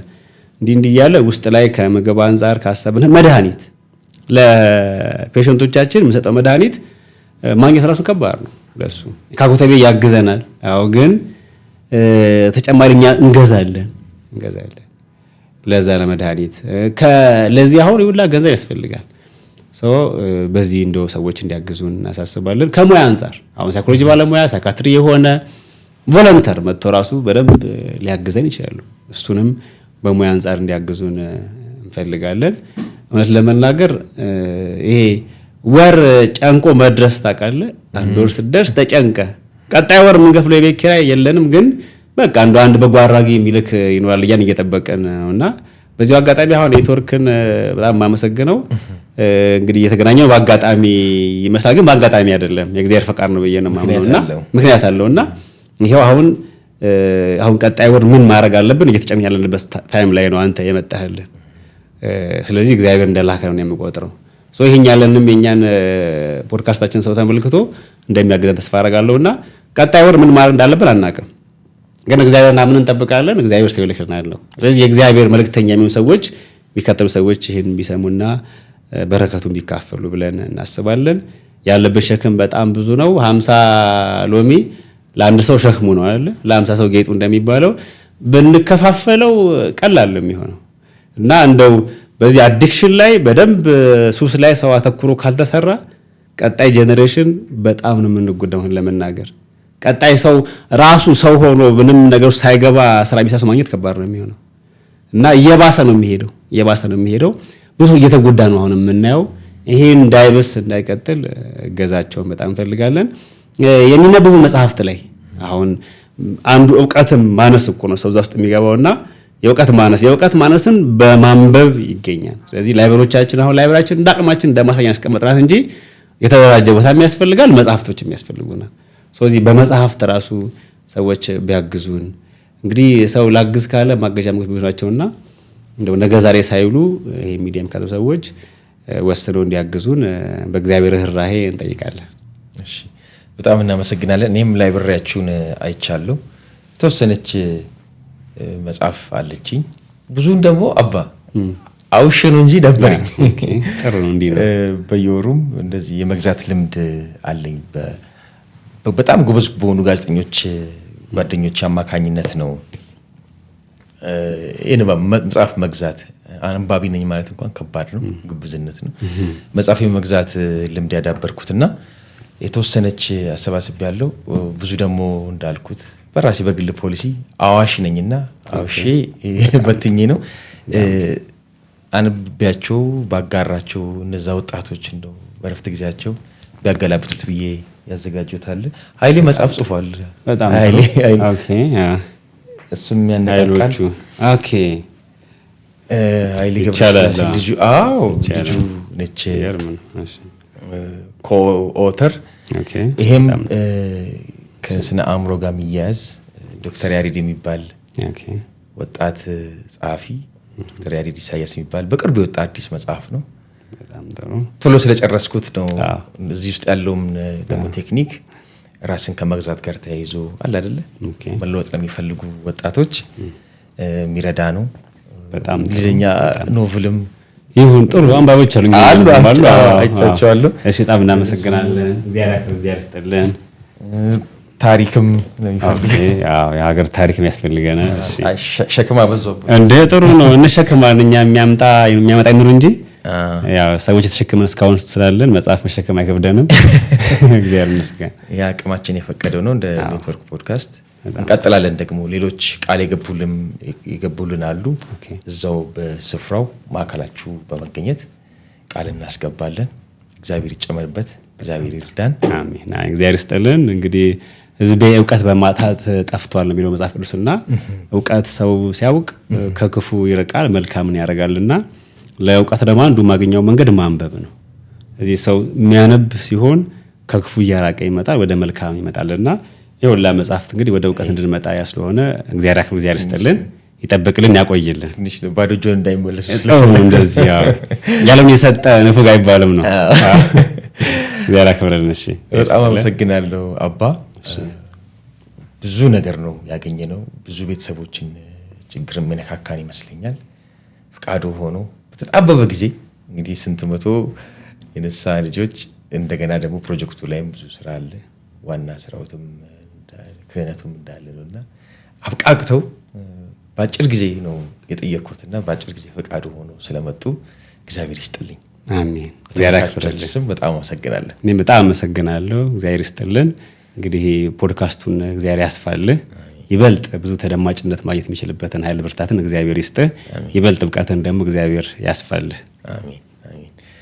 ክቡራትና ክቡራን ተመልካቾቻችን የዛሬውን ስፔሻል ኤዲሽን ያልኩትን ፕሮግራም በዚሁ አበቃን። እንግዳችንን በእናንተ በተመልካቾቻችን ስም እጅግ አድርጌ አመሰግናለሁ።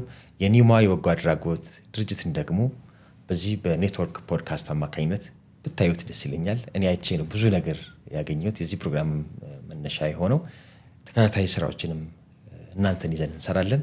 እግዚአብሔር ይስጥልን።